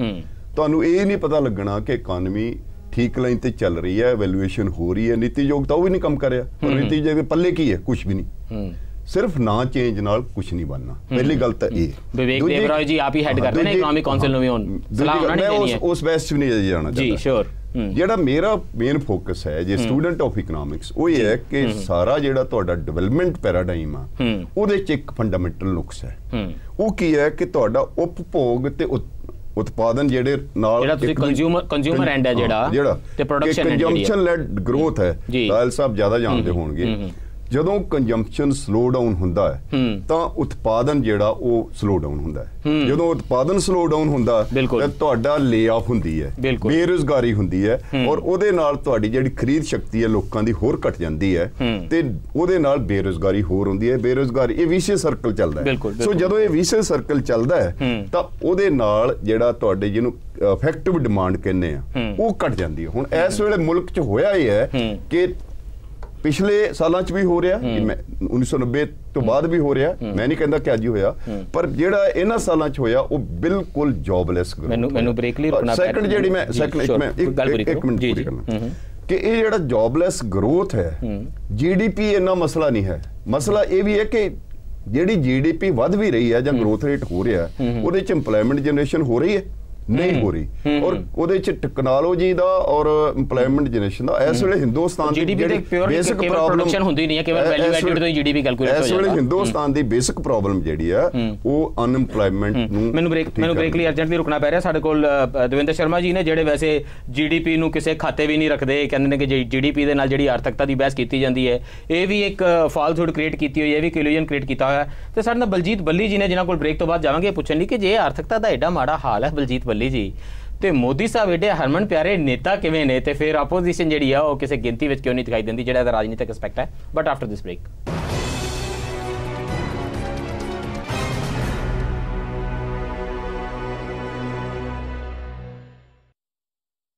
ਬ੍ਰੇਕ ਤੋਂ ਬਾਅਦ ਫਿਰ ਸਵਾਗਤ ਹੈ। ਚਰਚਾ ਕਰ ਰਹੇ ਹਾਂ ਇਹ ਗੁਰਦਾਸਪੁਰ ਦੀ ਜਿਮਨੀ ਚੋਣ ਤੇ ਗਰਮਾ-ਗਰਮ ਬਹਿਸਾਂ ਤੋਂ ਹਟ ਕੇ ਆਰਥਿਕਤਾ ਬਾਰੇ, ਜਿਹੜੀ ਤੁਹਾਡੀ ਜੇਬ ਬਾਰੇ ਹੈ ਤੇ ਤੁਹਾਡੇ ਬੱਚਿਆਂ ਦੀਆਂ ਨੌਕਰੀਆਂ ਬਾਰੇ ਹੈ, ਤੇ ਮੈਨੂੰ ਲੱਗਦਾ ਹੈ ਗਰਮਾ-ਗਰਮ ਇਹ ਜ਼ਿਆਦਾ ਹੋਣੀ ਚਾਹੀਦੀ ਹੈ। ਸਾਡੇ ਨਾਲ ਚਰਚਾ ਵਿੱਚ ਸ਼ਾਮਿਲ ਨੇ ਦਵਿੰਦਰ ਸ਼ਰਮਾ ਜੀ, ਧਿਰੇਂਦਰ ਤਾਇਲ ਜੀ BJP ਦੇ ਰਿਪਰੈਜ਼ੈਂਟੇਟਿਵ, ਪ੍ਰੋਫੈਸਰ RS ਘੁੰਮਣ ਜੀ ਇਕਨੋਮਿਸਟ, ਅਤੇ ਬਲਜੀਤ ਬੱਲੀ ਜੀ ਜਰਨਲਿਸਟ। ਬਲਜੀਤ ਬੱਲੀ ਜੀ, ਇਹ ਰਾਜਨੀਤੀ ਤੇ ਆਰਥਿਕਤਾ ਦੇ ਵਿਚਕਾਰਲੀ ਜਿਹੜੀ ਪਗਡੰਡੀ ਜਾਂਦੀ ਹੈ, ਇਹ ਤੇ ਸਾਨੂੰ ਸਮਝਾਓ ਵੀ ਆਰਥਿਕਤਾ ਦਾ ਮਾੜਾ ਹਾਲ ਹੈ ਤੇ BJP ਦੇਸ਼ ਦੇ ਵਿੱਚ ਇੱਕ ਚੜ੍ਹਦੀ ਸੱਜਰੀ ਫੋਰਸ ਦੇ ਤੌਰ ਦੇ ਉੱਤੇ ਬਕਾਇਦਾ ਦਿਸ ਰਹੀ ਹੈ।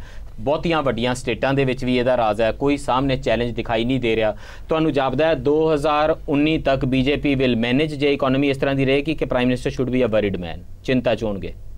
ਪਹਿਲੀ ਗੱਲ ਤਾਂ ਜਿਹੜੀ ਓਵਰਆਲ ਜਦੋਂ ਪਾਲਿਸੀਆਂ ਵੀ ਬਣਨੀ ਹੈ, ਜੇ ਉਹਦੀਆਂ ਜਦੋਂ ਇਹ ਸੋਚ ਕੇ ਕਰਨੇ ਆ ਤੁਸੀਂ IMF ਤੇ ਵਰਲਡ ਬੈਂਕ ਤੇ ਅਮਰੀਕਨ ਕਾਰਪੋਰੇਟ ਲੌਬੀ ਜਿਹੜੀ ਹੈ ਉਹਦੇ ਇੰਟਰਸਟ ਜਿਹੜੇ ਆ ਤਰੱਕੀ ਕਹਿਣਾ ਕਿਹਨੂੰ ਹੈ, ਚੰਗੀ ਕਿਹਨੂੰ ਕਹਿਣਾ, ਇੱਕ ਤਾਂ ਇਹ ਜੀ। ਦੂਜਾ ਜਿਹੜੇ ਪਾਲਿਸੀ ਡਿਸੀਜਨ ਜਿਵੇਂ ਘੁੰਮਣ ਸਾਹਿਬ ਨੇ 2 ਵੱਡੇ ਫੈਸਲੇ ਲਏ ਆ। ਹੁਣ ਇਹ ਪਹਿਲਾਂ ਤਾਂ ਇਹ ਸੀ ਕਿ ਇਹ ਫੈਸਲੇ ਗਲਤ ਹੈ ਕਿ ਠੀਕ ਹੈ, ਕੀ ਇੰਪੈਕਟ ਪਏਗਾ। ਸਵਾਲ ਇਹ ਹੈ ਕਿ ਤੁਹਾਡੀਆਂ ਇੰਟੈਂਸ਼ਨਸ ਕੀ ਸੀ।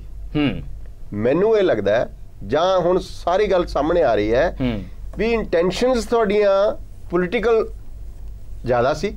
ਓਕੇ, ਇਕਨੋਮਿਕ ਤੇ ਮੁਲਕ ਦਾ ਕੀ ਬਣਨਾ ਉਹ ਸੈਕੰਡਰੀ ਹੈ। ਸੋ ਤੁਹਾਨੂੰ ਲੱਗਦਾ ਹੈ ਸਿਆਸਤਦਾਨ ਮੋਦੀ ਜੀ ਦੇ ਫੈਸਲੇ ਸੀ, ਨਾ ਕਿ ਕਿਸੇ ਇਕਨੋਮਿਸਟ ਮੋਦੀ ਦੇ ਫੈਸਲੇ? ਹੁਣ ਹੋ ਕੀ ਰਿਹਾ ਮੈਂ ਦੱਸਦਾ। ਜੀ ਦੈਟਸ ਇੰਟਰਸਟਿੰਗ। ਕੀ ਹੋ ਰਿਹਾ ਕਿ ਜਿਹੜੀ ਨੋਟਬੰਦੀ ਸੀ ਉਹਦੀ ਟਾਈਮਿੰਗ, ਉਸ ਤੋਂ ਬਾਅਦ ਯੂਪੀ ਇਲੈਕਸ਼ਨ ਸੀਗੀ, ਉਸ ਵੇਲੇ ਉਹ ਟਾਈਮਿੰਗ ਇਹੋ ਜਿਹੀ ਸੀ, ਦੂਜੀਆਂ ਪਾਰਟੀਆਂ ਨੂੰ ਨਿਹੱਥੇ ਕਰ ਦਿਓ, ਆਪਾਂ ਆਪਣੇ ਇੰਤਜ਼ਾਮ ਕਰ ਲਈ। ਕੰਟਰੀ ਵਾਈਡ ਨੋਟਬੰਦੀ ਦਾ ਫੈਸਲਾ ਮੋਦੀ ਸਾਹਿਬ ਲੈਣਗੇ ਇਹੋ ਜਿਹੀ ਇੱਕ ਸਟੇਟ ਦੀਆਂ ਪੋਲੀਟੀਕਲ ਗਰਾਊਂਡਸ? ਨਹੀਂ, ਇੱਕ ਸਟੇਟ ਨਹੀਂ, ਉਹਨਾਂ ਨੇ ਤਾਂ 2019 ਤੱਕ ਕਾਂਗਰਸ ਮੁਕਤ ਭਾਰਤ, ਬੀਜੇਪੀ ਯੁਕਤ ਭਾਰਤ ਵੀ ਕਰਨਾ ਸੀ ਨਾ ਜੀ। ਬੀਜੇਪੀ ਦੇਸ਼ ਨੂੰ ਮੈਸੇਜ ਦੇਤਾ ਵੀ ਅਮੀਰਾਂ ਨੂੰ ਸਜ਼ਾ ਦਿੱਤੀ ਜਾ ਰਹੀ ਹੈ, ਗਰੀਬਾਂ ਦਾ ਇੱਕ ਮਸਈਆ। ਹੁਣ ਕੀ ਪਾਲਿਸੀ ਸਾਰੀ ਪੋਲੀਟੀਕਲ, ਤੁਸੀਂ ਸਾਰੀ ਜਿਹੜੀ ਜੋ ਉਹਨਾਂ ਦਾ ਮੁਹਾਵਰਾ ਹੈ ਉਹ ਇਹ ਹੈ ਕਿ ਇੱਕ ਪਾਸੇ ਮੋਨੋਪੋਲੀਜ਼ ਕ੍ਰੀਏਟ ਹੋ ਰਹੀਆਂ ਨੇ, ਸਾਰੇ ਜਿੰਨੇ ਵੱਡੇ ਲਾਹੇ ਜਿਹੜੇ ਹੈ, ਜੇ ਰਾਤੋਂ ਰਾਤ ਨੋਟਬੰਦੀ ਨਾਲ ਵੀ ਜੇ ਕੋਈ ਰਾਤੋਂ ਰਾਤ ਅਮੀਰ ਬਣਿਆ ਤਾਂ ਪੇਟੀਐਮ ਵਾਲੇ ਬਣੇ ਨੇ, ਅਰਬਾਂਪਤੀ ਬਣ ਗਏ ਦਿਨਾਂ ਜੀ, ਕਾਰਡਾਂ ਵਾਲੇ ਦੂਜੇ ਤੀਜੇ ਜਾਂ ਉਹ ਹੋ ਰਹੇ ਨੇ, ਉਹਨਾਂ ਕੋਲ ਮੋਨੋਪੋਲੀਆਂ। ਦੂਜੇ ਪਾਸੇ ਜਿਹੜਾ ਲੋਅਰ ਤਬਕਾ ਹੈ, ਜਿਹੜਾ ਬਲਕ ਵੋਟ ਬੈਂਕ ਹੈ, ਉਹਨੂੰ ਐਡਰੈਸ ਕੀਤਾ ਜਾ ਰਿਹਾ ਵੀ ਤੁਹਾਨੂੰ ਗੈਸ ਵੀ ਮੁਫਤ ਦੇਵਾਂਗੇ, ਘਰ ਵੀ ਮੁਫਤ ਦੇਵਾਂਗੇ, ਆ ਵੀ ਮੁਫਤ ਦੇਵਾਂਗੇ, ਤੁਹਾਡੇ ਅਕਾਊਂਟ 'ਚ ਪੈਸੇ ਵੀ ਪਾ ਜਾਵਾਂਗੇ। ਬਾਕੀ ਜਿਹੜਾ ਵਿਚਲਾ ਹੋਇਆ, ਵਿਚਲਾ ਤਬਕਾ ਜਿਹੜਾ ਜਿਹਨੂੰ ਲੱਗਦਾ ਕਿ ਇਹ ਜਿਹੜਾ ਸਾਡਾ ਉਹੀ ਮੋਦੀ ਸਾਹਿਬ ਦਾ ਐਕਚੁਅਲੀ ਕਮਿਟਡ ਵੋਟ ਬੈਂਕ ਨਹੀਂ ਸੀ ਸੀਗਾ। ਨਰਿੰਦਰ ਚਾਚਾ, ਦਿਸ ਇਜ਼ ਵਾਟ ਬੱਲੀ ਸਾਹਿਬ ਜੋ ਐਸੈਂਸ਼ੀਅਲੀ ਕਹਿ ਰਹੇ ਨੇ, ਤੁਸੀਂ ਵੋਟ ਬੈਂਕਸ ਨੂੰ ਐਡਰੈਸ ਕਰ ਰਹੇ ਸੀ ਤਾਂ ਤੁਸੀਂ ਫੈਸਲਾ ਕਰ ਲਿਆ ਵੀ ਇਹ ਵਾਲਾ ਵੋਟ ਬੈਂਕ ਛੋਟਾ ਹੈ, ਇਹ ਸੈਕਰੀਫਾਈਸ ਕੀਤਾ ਜਾ ਸਕਦਾ ਹੈ, ਉੱਪਰ ਵਾਲਾ ਸਟਰੋਂਗ ਵੋਟ ਬੈਂਕ ਜਿਹੜਾ ਇਲੀਟ ਦਾ ਉਹ ਆਪਣੇ ਨਾਲ ਲਾਇਆ ਜਾ ਸਕਦਾ, ਬੱਲੀ ਸਾਹਿਬ ਕਹਿ ਰਹੇ ਨੇ ਵੱਡੇ ਘਰਾਣਿਆਂ ਨੂੰ ਫਾਇਦੇ ਦੇ ਕੇ, ਤੇ ਥੱਲੇ ਵਾਲਾ ਬਹੁਤ ਵੱਡਾ ਵੋਟ ਬੈਂਕ ਹੈ ਜਿਨ੍ਹਾਂ ਕੋਲ ਵੋਟਾਂ ਨੇ, ਉਹ ਅਸੀਂ ਐਸੈਂਸ਼ੀਅਲੀ ਸੀ ਕਿ ਉਹ ਬ੍ਰਾਈਬ ਕੀਤਾ ਜਾ ਸਕਦਾ। Is that so? ਬੜਾ ਇਹ ਬੱਲੀ ਸਾਹਿਬ ਦਾ ਸਵਾਲ ਹੈ, ਮੇਰਾ ਤਾਂ ਬਾਤ ਦਾ ਜਵਾਬ ਦਿਓ ਜੀ। ਉਹ ਬਹੁਤ ਹੀ ਸਟੈਂਡਰਡ ਇੱਕ ਕ੍ਰਿਟਿਸਿਜ਼ਮ ਹੈ, ਓਕੇ, ਜੋ ਸ਼ਾਇਦ ਸਰ ਸਟੈਂਡਰਡ ਕ੍ਰਿਟਿਸਿਜ਼ਮ ਹੈ ਤਾਂ ਵੀ ਜਵਾਬ ਦੇਣਾ ਬਣਦਾ। ਸਟੈਂਡਰਡ ਕ੍ਰਿਟਿਸਿਜ਼ਮ ਗਲਤ ਹੁੰਦਾ ਹੈ, ਕਦੋਂ ਤੋਂ ਫੈਸਲਾ ਹੋ ਗਿਆ ਮੈਨੂੰ ਪਤਾ ਨਹੀਂ, ਸ਼ਾਇਦ ਮਹਾਭਾਰਤ 'ਚ ਵੀ ਕਿਤੇ ਨਾ ਕਿਤੇ ਦਾ ਰੈਫਰੈਂਸ ਮਿਲ ਜਾਏ। ਜੀ। ਸੋ ਲੇਕਿਨ ਪਹਿਲੀ ਗੱਲ ਵੱਡੇ ਘਰਾਣਿਆਂ ਦੀ, ਜੇ ਆਪਾਂ ਵੱਡੇ ਘਰਾਣਿਆਂ ਦੀ ਗੱਲ ਲਈਏ ਤੇ ਰੋਜ਼ ਦੀ ਰੋਜ਼ ਇਹ ਆ ਰਿਹਾ ਕਿ ਲੱਖਾਂ ਜਿਹੜੇ ਡਾਇਰੈਕਟਰ ਆ ਉਹਨਾਂ ਦੀ ਡਾਇਰੈਕਟਰਸ਼ਿਪ ਛੀਨੀ ਗਈ, ਕਿੰਨੀਆਂ ਕੰਪਨੀਆਂ ਨੂੰ ਉਹ ਬਿਲਕੁਲ ਨਿਗੇਟ ਕਰਤਾ, ਜਿਹੜੀਆਂ ਸ਼ੈਲ ਕੰਪਨੀਆਂ ਸੀ, ਲੱਖਾਂ ਸ਼ੈਲ ਕੰਪਨੀਆਂ ਰੋਇਨ ਕਰਤੀਆਂ। ਉਹ ਕਿਹਦੀਆਂ ਸੀਗੀਆਂ? ਉਹ ਮਿਡਲ ਕਲਾਸ ਦੀਆਂ ਸੀ ਜਾਂ ਲੋਅਰ ਕਲਾਸ ਦੀਆਂ ਸੀ? ਜਾਂ ਉਹ ਦਵਿੰਦਰ ਸ਼ਰਮਾ ਜੀ ਕਹਿੰਦੇ ਹੁੰਦੇ ਨੇ ਕਿ ਉਹ ਤਾਂ ਫਿਰ ਫਰਦਰ ਅੱਗੋਂ ਫਾਇਦੇ ਦੇਣ ਲਈ ਖੂਬ ਗਰਾਊਂਡਸ ਤਿਆਰ ਕੀਤੀਆਂ ਜਾ ਰਹੀਆਂ ਨੇ ਕਿ ਟੈਲੀਕਾਮ ਕੰਪਨੀਆਂ ਨੂੰ ਬੜਾ ਘਾਟਾ ਪੈ ਗਿਆ ਜੀ, ਹੁਣ ਉਹਨਾਂ ਨੂੰ ਬਚਾਉਣਾ ਹੈ, ਤਾਂ ਹੀ ਐਨਪੀਏ ਬਣਦੇ ਨੇ। ਜੇ ਆਪਾਂ ਸਭ ਕੁਝ ਹੀ ਸਸਪੈਕਟ ਹੈ ਜੀ, ਜੇ ਸਭ ਕੁਝ ਹੀ ਸਸਪੈਕਟ ਹੈ ਫਿਰ ਤੇ ਕੁਝ ਨਹੀਂ ਹੋ ਸਕਦਾ। Coming back to the other point also, ਜਿਹੜਾ ਘੁੰਮਣ ਜੀ ਨੇ ਵੀ ਕਿਹਾ ਪਹਿਲਾਂ ਕਿ ਕੰਜ਼ਿਊਮਰ ਲੈਡ ਇਕਨੋਮੀ ਹੈ, ਕੰਜ਼ੰਪਸ਼ਨ ਲੈਡ ਹੈ, ਤੇ ਕੰਜ਼ੰਪਸ਼ਨ ਜਦੋਂ ਨਹੀਂ ਹੋਏਗੀ ਤੇ ਦੇਸ਼ ਦਾ ਪੱਠਾ ਬੈਠੇਗਾ। ਓਕੇ, ਮੈਂ ਥੋੜੇ ਜਿਹੇ ਡੇਟਾ ਤੁਹਾਨੂੰ ਦੇਣਾ ਚਾਹਨਾ ਜੀ। For example car sales have gone up by 12%। ਮੁਲਕ 'ਚ ਹੋਰ ਜ਼ਿਆਦਾ ਕਾਰਾਂ ਵੱਧ ਵਿਕ ਰਹੀਆਂ, ਤੁਹਾਨੂੰ ਪਤਾ ਹੈ ਚਿੰਤਾ ਦਾ ਵਿਸ਼ਾ ਹੋ ਰਿਹਾ, ਬਹੁਤ ਸਾਰੇ ਇਕਨੋਮਿਸਟ ਕਹਿ ਰਹੇ ਨੇ ਕਿ ਇਹ ਚਿੰਤਾ ਦਾ ਵਿਸ਼ਾ ਹੁਣੀ ਚਿੰਤਾ ਇਹ ਸੀ ਕਿ ਕੰਜ਼ੰਪਸ਼ਨ ਘਟ ਰਹੀ ਹੈ। ਜੀ ਅੱਛਾ, ਕੰਜ਼ੰਪਸ਼ਨ ਕਾਰਾਂ ਨਾਲ ਨਾਪਣੀ ਮੋਦੀ ਸਰਕਾਰ ਨੇ? ਨਹੀਂ ਅੱਗੇ ਹੋ ਰਿਹਾ ਦੱਸਣਾ ਤੁਹਾਨੂੰ। Say it have your say please. Tractors having sales have increased by 34%। ਜੀ ਨਾ ਤਾਂ ਹੋਰ ਵੀ ਬਾਕੀ ਪੰਜਾਬ ਦੇ ਲੋਕ ਟਰੈਕਟਰ ਖਰੀਦਣਗੇ ਜੋ ਤੁਸੀਂ ਪਰਾਲੀ ਨਾਲ ਕਰ ਰਹੇ ਹੋ ਨਾ, ਤੇ ਹੁਣ ਸਾਰੇ ਪੁਰਾਣੇ ਛੋਟੇ ਟਰੈਕਟਰ ਵੇਚਣੇ ਪੈਣੇ ਆ ਤੇ ਵੱਡੇ ਹਾਰਸ ਪਾਵਰ ਦੇ ਟਰੈਕਟਰ ਖਰੀਦਣੇ ਪੈਣੇ। ਕਮਰਸ਼ੀਅਲ ਵਹੀਕਲਸ ਹੈਵ ਇਨਕਰੀਜ਼ਡ ਬਾਈ 23%। ਜੀ ਡੋਮੈਸਟਿਕ 에ਅਰ ਟ੍ਰੈਫਿਕ 14% ਵੱਧ ਗਿਆ। ਇੰਟਰਨੈਸ਼ਨਲ 에ਅਰ ਫਰੇਟ ਜੋ ਤੁਹਾਡੀ ਚੱਲ ਰਹੀ ਹੈ ਉਹ ਸਾਰੇ ਹੋ ਸਕਦਾ ਯਸ਼ਵੰਤ ਸਿਨਹਾ ਜੀ ਨੂੰ ਨਹੀਂ ਸਮਝ ਆ ਰਿਹਾ, ਪਰ ਬਾਕੀ ਸਾਰਿਆਂ ਨੂੰ ਕਿਉਂ ਨਹੀਂ ਸਮਝ ਆ ਰਿਹਾ ਤੇ ਸਰਕਾਰ ਦੇ ਵਿੱਚ ਲੋਕ ਚਿੰਤਾ ਵਿੱਚ ਕਿਉਂ ਨੇ? ਐਂਡ ਆਨਸਰ ਦਿਸ। ਇੱਕ ਜਿਹੜਾ ਬੇਸਿਕ ਇਕਨੋਮੀ ਦਾ ਕੋਈ ਸਵਾਲ ਹੁੰਦੇ ਨੇ ਨਾ, ਦੇਖੋ ਪ੍ਰੇਮ ਸ਼ੰਕਰ ਝਾ ਕਹਿੰਦੇ ਨੇ ਤੇ ਕੌਸ਼ਿਕ ਵਾਸੂ ਵੀ ਕਹਿੰਦੇ ਨੇ, ਇਹ ਹੋਰਾਂ ਨੇ ਵੀ ਕਿਹਾ ਕਿ ਜਿਹੜਾ reserve bank of India the failure ਹੈ ਨਾ, ਉਹ ਕਹਿੰਦੇ ਵੀ ਇਕਨੋਮਿਕਸ BA ਮੁੰਡਾ ਇਕਨੋਮਿਕਸ ਦੀ ਕਰਦਾ ਹੋਵੇ ਨਾ ਤੇ ਸੈਕੰਡ ਈਅਰ ਦਾ ਸਟੂਡੈਂਟ ਸਮਝ ਜਾਂਦਾ। ਘੁੰਮਣ ਸਾਹਿਬ ਇਹੋ ਜਿਹੇ ਵਿਦਿਆਰਥੀਆਂ ਨਾਲ ਰੋਜ਼ ਉਹਨਾਂ ਦਾ ਵਾਸਤਾ ਪੈਂਦਾ, ਸੈਕੰਡ ਈਅਰ ਦਾ ਵੀ ਇਕਨੋਮਿਕਸ ਦਾ ਸਟੂਡੈਂਟ ਸਮਝ ਜਾਂਦਾ ਹੈ ਵੀ ਜੇ ਕ੍ਰੈਡਿਟ ਫਲੋ ਜਿਹੜਾ ਹੁੰਦਾ ਜੇ ਉਹ ਕੀਮਤਾਂ ਨੂੰ ਥੱਲੇ ਘਟਾ ਦੇਵੇ, ਕਿਉਂਕਿ ਕਿਹਾ ਇਹ ਗਿਆ ਕਿ ਜੀ ਇਨਫਲੇਸ਼ਨ ਥੱਲੇ ਰੱਖਣੀ ਸੀ, ਜੇ ਕ੍ਰੈਡਿਟ ਫਲੋ ਜ਼ਿਆਦਾ ਹੋਵੇ ਤਾਂ ਕੀਮਤਾਂ ਥੱਲੇ ਘਟਾ ਦਿੰਦੀ ਹੈ, ਪਰ ਸਿਰਫ ਇਹ ਉਦੋਂ ਹੁੰਦਾ ਹੈ ਜਦੋਂ ਮਨੀ ਚੇਜ਼ ਕਰ ਰਿਹਾ ਹੋਵੇ ਸਮਾਨ ਨੂੰ, ਗੁਡਸ ਦੇ ਪਿੱਛੇ ਮਨੀ ਚੱਲ ਰਿਹਾ ਹੋਵੇ। ਕੌਸ਼ਿਕ ਵਾਸੂ ਹੋਰਾਂ ਨੇ ਇਹ ਨੰਗਾ ਚਿੱਠਾ ਤੇ ਖੋਲ ਦਿੱਤਾ ਆਪਣੀ ਕਿਤਾਬ ਦੇ ਵਿੱਚ, ਤੇ ਇਹ ਤਾਂ ਦੁਨੀਆ ਭਰ 'ਚ ਡਿਸਕਸ ਹੋ ਗਈ ਹੈ ਕਿ ਇਹ ਸਿਚੁਏਸ਼ਨ 2000 ਦੇ ਵਿੱਚ ਕਿਤੇ ਨਹੀਂ ਸੀ। ਸੋ ਹੁਣ ਜਿਹੜੀਆਂ ਪ੍ਰੋਬਲਮਸ ਹੈ ਕਿ ਜਿਹੜੀ ਬੇਸਿਕ ਇਕਨੋਮਿਕ ਸਮਝ ਹੈ ਉਹ ਹੁਣ ਪ੍ਰਾਇੋਰਿਟੀਜ਼ ਦੇ ਨਾਲ ਜੁੜ ਗਈ ਹੈ ਕਿ ਪ੍ਰਾਇੋਰਿਟੀਜ਼ ਕੀ ਨੇ ਮੋਦੀ ਸਰਕਾਰ ਦੀਆਂ। ਬੱਲੀ ਸਾਹਿਬ ਜਿੱਥੇ ਹਿੱਟ ਕਰ ਰਹੇ ਸੀ ਉਹ ਸੀਗੀਆਂ ਕਿ ਪ੍ਰਾਇੋਰਿਟੀਜ਼ ਕੀ ਨੇ, ਦਵਿੰਦਰ ਸ਼ਰਮਾ ਜਿੱਥੇ ਹਿੱਟ ਕਰ ਰਹੇ ਸੀ ਕਿ ਪ੍ਰਾਇੋਰਿਟੀਜ਼ ਕੀ ਨੇ। ਜੇ ਕਿਸਾਨ ਹੋਣਗੇ, ਜੇ ਨਾਨ ਆਰਗੇਨਾਈਜ਼ਡ ਸੈਕਟਰ ਹੋਵੇਗਾ ਤਾਂ ਫਿਰ ਇਹ ਇਕਨੋਮਿਕਸ ਡਿਫਰੈਂਟਲੀ ਚੱਲੇਗੀ, ਤੇ ਜਿਨ੍ਹਾਂ ਦਾ ਜ਼ਿਕਰ ਬੱਲੀ ਸਾਹਿਬ ਨੇ ਕੀਤਾ ਜੋ ਉੱਪਰਲੇ ਘਰਾਣੇ ਹੋਣਗੇ ਫਿਰ ਡਿਫਰੈਂਟਲੀ ਚੱਲੇਗੀ। ਨਹੀਂ, ਮੈਂ ਤੁਹਾਨੂੰ ਇਹੀ ਜਵਾਬ ਦੇ ਰਿਹਾ ਕਿ ਜੇ ਉੱਪਰਲੇ ਘਰਾਣਿਆਂ ਦੀ ਗੱਲ ਹੁੰਦੀ, ਕਾਰਪੋਰੇਟ ਵਰਲਡ ਦੀ ਗੱਲ ਹੁੰਦੀ ਤਾਂ ਕਿਸੇ ਨੂੰ ਡਾਇਰੈਕਟਰਸ਼ਿਪ ਤੋਂ ਕੱਢਣ ਦੀ ਲੋੜ ਨਹੀਂ ਸੀ, ਕਿਸੇ ਨੂੰ ਸਟਾਕ ਐਕਸਚੇਂਜ ਤੋਂ ਕੱਢਣ ਦੀ ਲੋੜ ਨਹੀਂ ਸੀ। ਅੱਜ ਦੀ ਤਰੀਕ ਦੇ ਵਿੱਚ ਅਸੀਂ ਸਿਰਫ ਇੱਕ GDP ਨੂੰ ਇੱਕ ਪੈਮਾਨਾ ਲੈ ਕੇ ਚੱਲ ਰਹੇ। ਤੁਸੀਂ ਇਨਫਲੇਸ਼ਨ ਦੀ ਗੱਲ ਕੀਤੀ, ਮੈਂ ਤੇ ਨਹੀਂ ਲੈ ਰਿਹਾ GDP ਨੂੰ ਪੈਮਾਨਾ। ਨਹੀਂ ਸਰਕਾਰ ਵੈਸੇ ਜੀਡੀਪੀ ਨਹੀਂ ਲੈ ਰਹੀ ਤੁਹਾਡੀ। No in the wider context everybody is only talking about GDP। ਠੀਕ ਹੈ, ਜਦੋਂ ਅਸੀਂ ਪਹਿਲਾਂ ਸਰਕਾਰਾਂ ਦੇ ਦੇਖਾਂਗੇ ਤਾਂ ਕਈ ਪੈਰਾਮੀਟਰਸ ਐਸੇ ਸੀਗੇ ਜਿਹੜੇ GDP ਤੋਂ ਵੱਧ, ਇਨਫਲੇਸ਼ਨ ਫॉर ਐਗਜ਼ਾਮਪਲ, GDP ਤੋਂ ਵੱਧ 10% ਇਨਫਲੇਸ਼ਨ ਤੇ ਅਸੀਂ ਕੰਮ ਕਰ ਰਹੇ ਸੀ ਐਂਡ ਐਵਰੀਬਾਡੀ ਵਾਸ ਟਾਕਿੰਗ ਕਿ ਜੀ ਇਨਫਲੇਸ਼ਨ ਦੇਖੋ ਕਿੰਨੀ। ਅੱਜ ਦੀ ਤਰੀਕ ਦੇ ਵਿੱਚ ਇਨਫਲੇਸ਼ਨ 10% ਤੋਂ ਘਟ ਕੇ 2.5% ਤੇ ਆ ਗਈ ਹੈ। ਜੀ ਜੀ ਜੀ। ਸੋ that is on the inflation front। ਜੀ। फॉरेन डायरेक्ट इन्वेस्टमेंट है 30,000 करोड़ डॉलर तो वो 40,000 करोड़ 25% इंक्रीज हो गई है। कोई कारण होएगा ना कि लोगों को सारी दुनिया को लग रहा है कि उरे दी जड़ी स्थिति है ठीक है, कोई अपना पैसा इंडिया च क्यों पाएगा? इसी करके पाएगा क्योंकि उन्होंने विश्वास है कि Indian economy. Let's go to the economist ਜਿਹੜੇ ਬੇਸਿਕ ਇਕਨੋਮਿਕ ਮੁੱਦੇ ਨੇ ਘੁੰਮਣ ਸਾਹਿਬ। ਇੱਕ ਤਾਂ ਮੋਦੀ ਸਾਹਿਬ ਦੀ ਰੈਪੂਟੇਸ਼ਨ ਸੀ ਕਿ ਇਹ ਬਿਜ਼ਨਸ ਦੇ ਦੋਸਤ ਨੇ। ਜੇ ਸਾਰੇ ਦੇਸ਼ ਦੇ ਵਿੱਚ ਬਿਜ਼ਨਸ ਇਸ ਵੇਲੇ ਸ਼ਿਕਾਇਤ ਕਰ ਰਿਹਾ ਤਾਂ ਉਹ ਕਨਸਟੀਚੁਐਂਸੀ ਕੀ ਤੁਹਾਨੂੰ ਜਾਂਦੀ ਦਿਖਾਈ ਦਿੰਦੀ ਹੈ? ਤੇ ਨਵੇਂ ਬਿਗ ਆਈਡੀਆਜ਼ ਕਿਹੜੇ ਨੇ? ਦੇਖੋ ਜਿਹੜਾ GST ਤੇ ਡੀਮੋਨੇਟਾਈਜੇਸ਼ਨ ਹੈ ਨਾ, ਇਹ ਡੀਮੋਨੇਟਾਈਜੇਸ਼ਨ ਪਹਿਲਾਂ ਬਹੁਤ ਡਿਸਕਸ ਹੋਇਆ। GST ਪੁਰਾਣੀ ਸਰਕਾਰ ਦਾ ਆਈਡੀਆ ਸੀ। ਇੱਕ ਵੱਡਾ ਆਈਡੀਆ ਜਿਹੜਾ ਲਿਆਂਦਾ ਬੈਂਕਰਪਸੀ ਰਿਫਾਰਮਸ, ਸ਼ਾਇਦ ਤੁਸੀਂ ਕ੍ਰੈਡਿਟ ਉਹਦਾ ਲੈਣਾ ਭੁੱਲ ਗਏ, ਪਰ ਉਹ ਵੀ ਅੰਤ ਤੇ ਪਿਛਲੀ ਸਰਕਾਰ ਦਾ ਹੀ ਆਈਡੀਆ। ਜਿਹੜੇ ਇਹ ਕਿਵੇਂ ਜਿਹੜੀਆਂ ਸਟੇਟ ਓਨਡ ਬੈਂਕਸ ਨੇ ਇਹ ਕਿਵੇਂ ਰੀਕੈਪੀਟਲਾਈਜ਼ ਹੋਣਗੇ, ਕਿਵੇਂ ਪੈਸਾ ਆਏਗਾ, ਕਿਵੇਂ ਕ੍ਰੈਡਿਟ ਫਲੋ ਬਣੇਗਾ? ਇਹ ਲੇਬਰ ਲਾਜ਼ ਜਿਹੜੇ ਉਹਨਾਂ ਨੇ ਰਿਫਾਰਮ ਕਰਨੇ ਨੇ, ਅਜੇ ਕਿ ਦਵਿੰਦਰ ਸ਼ਰਮਾ ਜੀ ਦੇ ਆਪਣੇ ਆਈਡੀਆਜ਼ ਨੇ ਕਿ ਲੇਬਰ ਲਾਜ਼ ਰਿਫਾਰਮਸ ਦਾ ਮਤਲਬ ਕੀ ਹੁੰਦਾ, ਪਰ ਲੇਬਰ ਲਾਜ਼ ਰਿਫਾਰਮ ਕਰਨੇ ਉੱਥੋਂ ਵੀ ਸਰਕਾਰ ਪਿੱਛੇ ਹਟੀ ਹੋਈ ਹੈ। ਪ੍ਰਾਪਰਟੀ ਬਾਇੰਗ ਸਾਡੀ ਇੰਨੀ ਇਨਸਿਕਿਉਰ ਹੈ, ਕੋਈ ਡਾਕੂਮੈਂਟਸ ਫਜਿੰਗ ਇੰਨੀ ਜ਼ਿਆਦਾ ਹੈ। ਕੀ ਇਹ ਚੀਜ਼ਾਂ ਫੋਕਸ ਨਹੀਂ ਸੀ ਹੋਣੀਆਂ ਚਾਹੀਦੀਆਂ? ਦੇਖੋ ਇਹ ਸਾਰਾ ਕੁਝ ਹੋਣਾ ਚਾਹੀਦਾ ਸੀ। ਮੇਰੇ ਲਈ ਇੰਪੋਰਟੈਂਟ ਇਹ ਫੋਕਸ ਨਾਲੋਂ ਇਹ ਹੈ ਕਿ ਜਿਹੜਾ ਆਪਣੇ ਦਇਲ ਸਾਹਿਬ ਨੇ ਗੱਲ ਕੀਤੀ ਹੈ, ਨਿਵੇਸ਼ ਹੋ ਰਿਹਾ ਹੈ, FDI ਹੋ ਰਹੀ ਹੈ, ਮੇਕ ਇਨ ਇੰਡੀਆ ਹੋ ਰਿਹਾ। ਮੈਨੂੰ ਇਹ ਲੱਗਦਾ ਹੈ ਕਿ ਨਿਵੇਸ਼ ਕੰਮ ਤੇ ਸਾਰੇ ਚਮਕ ਦਮਕ ਵਾਲੇ ਕੰਮ ਤੇ ਵੱਡੇ ਨਹੀਂ ਕਲਾਈਮੇਟ ਇਨਵੈਸਟਮੈਂਟ ਕਲਾਈਮੇਟ ਜਿਹੜਾ ਉਹ ਐਡਵਰਸਲੀ ਇਫੈਕਟ ਹੋਇਆ। ਤੁਹਾਡੇ ਆਪਣੀ ਪਬਲਿਕ ਇਨਵੈਸਟਮੈਂਟ ਕਿੰਨੀ ਹੋ ਰਹੀ ਹੈ, ਤੁਹਾਡੇ ਆਪਣੀ ਪ੍ਰਾਈਵੇਟ ਇਨਵੈਸਟਮੈਂਟ ਕਿੰਨੀ ਹੋ ਰਹੀ ਹੈ, ਇੰਪਲੋਇਮੈਂਟ ਇਹਨੇ ਜਨਰੇਟ ਕਰਨੀ ਹੈ, ਗਰੋਥ ਇਹਨੇ ਲਿਆਉਣਾ, ਨਾ ਕਿ ਉਹ ਜਿਹੜੀ 10,000 ਕਰੋੜ ਦੀ FDI ਉਹਨੇ ਕਰਨਾ ਹੈ। 10,000 ਕਰੋੜ ਦੀ FDI ਕੀ ਹੈ, ਕਿੱਥੇ ਆਈ ਹੈ, ਵੇਅਰ ਇਜ਼ ਦੈਟ, ਕਿਹੜੇ ਸੈਕਟਰ ਚਾਹੀਏ, ਕਿੰਨੇ ਜੌਬਸ ਉਹਨੇ ਕ੍ਰੀਏਟ ਕੀਤੀਆਂ ਨੇ, ਕਿਹੜੀ ਟੈਕਨੋਲੋਜੀ ਹੈ, ਉਹ ਤਾਂ ਸਾਰੀ ਜੌਬ ਡਿਸਪਲੇਸ। ਇਹ 2019 ਦੇ ਸਵਾਲ ਨੇ, ਤੁਹਾਨੂੰ ਪਹਿਲਾਂ ਪਰਚਾ ਲੀਕ ਕਰ ਰਹੇ ਨੇ, ਇਹ ਸਵਾਲ ਆਣੇ ਆ ਲੋਕਾਂ ਤੋਂ। ਡਿਸਪਲੇਸਿੰਗ ਕਰ ਰਹੀ ਹੈ ਸਾਰੀ। ਜੀ ਜੀ। ਤੁਹਾਡੀ ਜਿਹੜਾ ਮੇਕ ਇਨ ਇੰਡੀਆ ਹੈ ਇਹ ਕੀ ਹੈ ਕਿ ਅਸੀਂ ਫੋਰਨ ਕੈਪੀਟਲ ਨੂੰ ਕਹਿ ਰਹੇ ਹਾਂ ਕਿ ਆਓ ਇੱਥੇ ਆ ਕੇ ਸਾਡਾ ਮੈਨ ਐਂਡ ਮਟੀਰੀਅਲ ਤੇ ਰਿਸੋਰਸਿਸ ਤੇ ਬਾਬਾ ਰਾਮਦੇਵ ਤੋਂ ਬਿਨਾ ਬਾਕੀ ਤਾਂ ਸਾਰੇ ਕਹਿ ਰਹੇ ਵੀ ਆ ਕੇ ਲਾਓ, ਮਾਰਕੀਟ ਯੂਜ਼ ਕਰ ਰਹੇ ਨੇ। ਜੀ ਜੀ। ਚਲੋ ਮੈਂ ਉਸ ਚ ਨਹੀਂ ਜਾਣਾ ਚਾਹੁੰਦਾ ਬਾਬਾ ਰਾਮਦੇਵ ਚ ਜੇ ਇਹ ਹੋ ਹੀ ਰਿਹਾ ਕਿ ਤੁਹਾਡਾ ਇਨਵੈਸਟਮੈਂਟ ਕਲਾਈਮੇਟ ਹੈ ਨਹੀਂ। ਗਵਰਨਮੈਂਟ ਆਪ ਮੰਨ ਰਹੀ ਹੈ ਕਿ ਇਸ ਵੇਲੇ ਇਕਨੋਮੀ ਨੂੰ ਪੁਸ਼ ਦੇਣ ਲਈ ਪਬਲਿਕ ਇਨਵੈਸਟਮੈਂਟ ਬਹੁਤ ਲਾਜ਼ਮੀ ਹੈ ਤੇ ਪਬਲਿਕ ਇਨਵੈਸਟਮੈਂਟ ਜੇ ਨਹੀਂ ਹੁੰਦੀ ਤਾਂ ਪ੍ਰਾਈਵੇਟ ਇਨਵੈਸਟਮੈਂਟ ਨਹੀਂ ਹੁੰਦੀ। ਤੁਹਾਡਾ ਜਿਹੜਾ ਗਰੋਥ ਰੇਟ ਜੇ ਸਟੈਟਿਸਟਿਕਸ ਦੋ ਬੜੇ ਇੰਪੋਰਟੈਂਟ ਨੇ ਕਿ ਪਹਿਲਾ ਕੰਮ ਇਹਨਾਂ ਨੇ ਇਹ ਕੀਤਾ ਕਿ 2004-05 ਦਾ ਜਿਹੜਾ ਬੇਸ ਈਅਰ ਹੈ ਜਿਹਦੇ ਬੇਸ ਤੇ ਆਪਾਂ GDP ਕੈਲਕੂਲੇਟ ਕਰਦੇ ਹਾਂ ਉਹ ਚੇਂਜ ਕਰਤਾ ਜਦੋਂ ਕਿ ਉਹ 2014-15 ਚ ਹੋਣਾ ਸੀ। ਉਹਨਾਂ ਨਾਲ ਤਾਂ ਮਨਮੋਹਨ ਸਿੰਘ ਜੀ ਦਾ ਡਾਟਾ ਵੀ ਬੜਾ ਖੂਬਸੂਰਤ ਲੱਗਣ ਲੱਗ ਜਾਣਾ ਸੀ। ਹੁਣ ਜਿਹੜਾ ਇਹ ਕਹਿ ਰਹੇ ਨਾ 4% ਤੋਂ 5% ਉਹ ਉਹਨੇ ਲਿਆਂਦਾ ਹੈ। ਜੀ ਜੀ।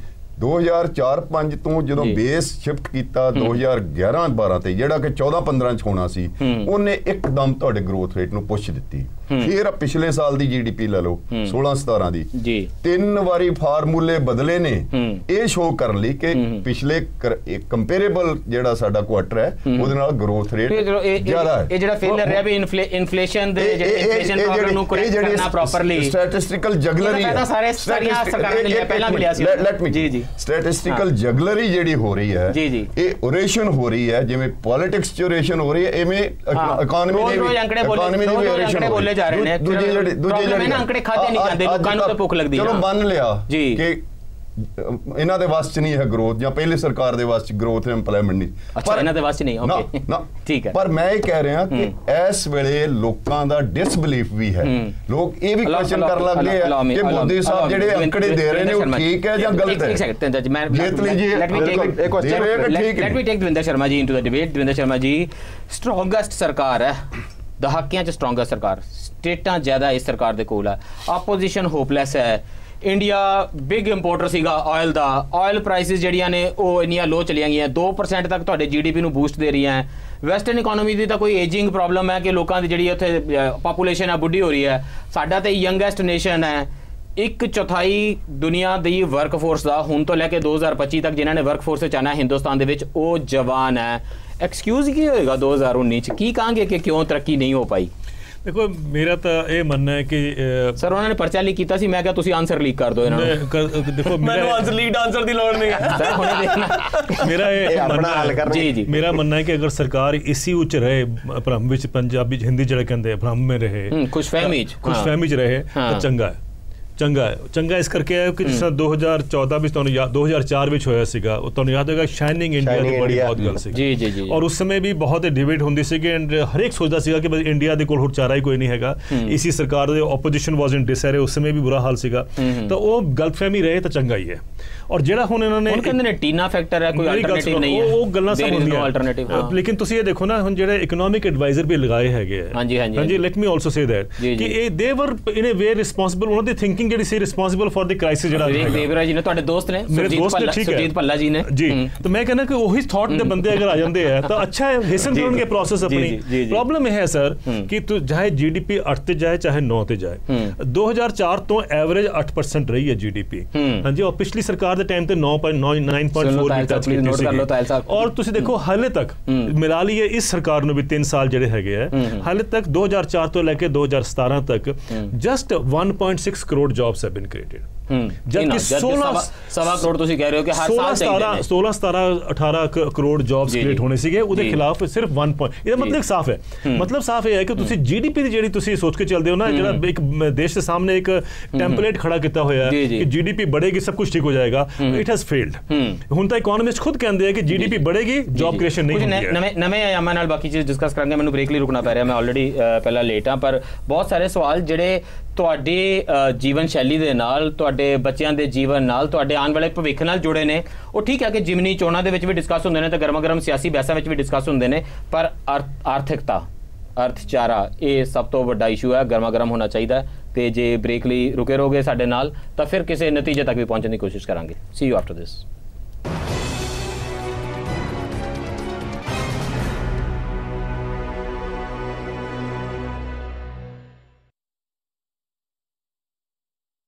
ब्रेक तो बाद फिर स्वागत है। चर्चा कर रहे हैं अर्थचारे बारे। तो दविंदर शर्मा जी कह रहे सी कि जीडीपी कोई बहुत मायने नहीं रखता हुंदा ते ਇਹ ਇੱਕ ਫਾਲਸ ਬਹਿਸ ਨੂੰ ਵੀ ਜਨਮ ਦਿੰਦਾ ਹੈ, ਜਿਹਦੇ ਤੇ ਦੋਨੋਂ ਧਿਰਾਂ ਜੀਡੀਪੀ ਨੂੰ ਲੈ ਕੇ ਗੱਲਬਾਤ ਕਰਦੀਆਂ ਰਹਿੰਦੀਆਂ ਨੇ।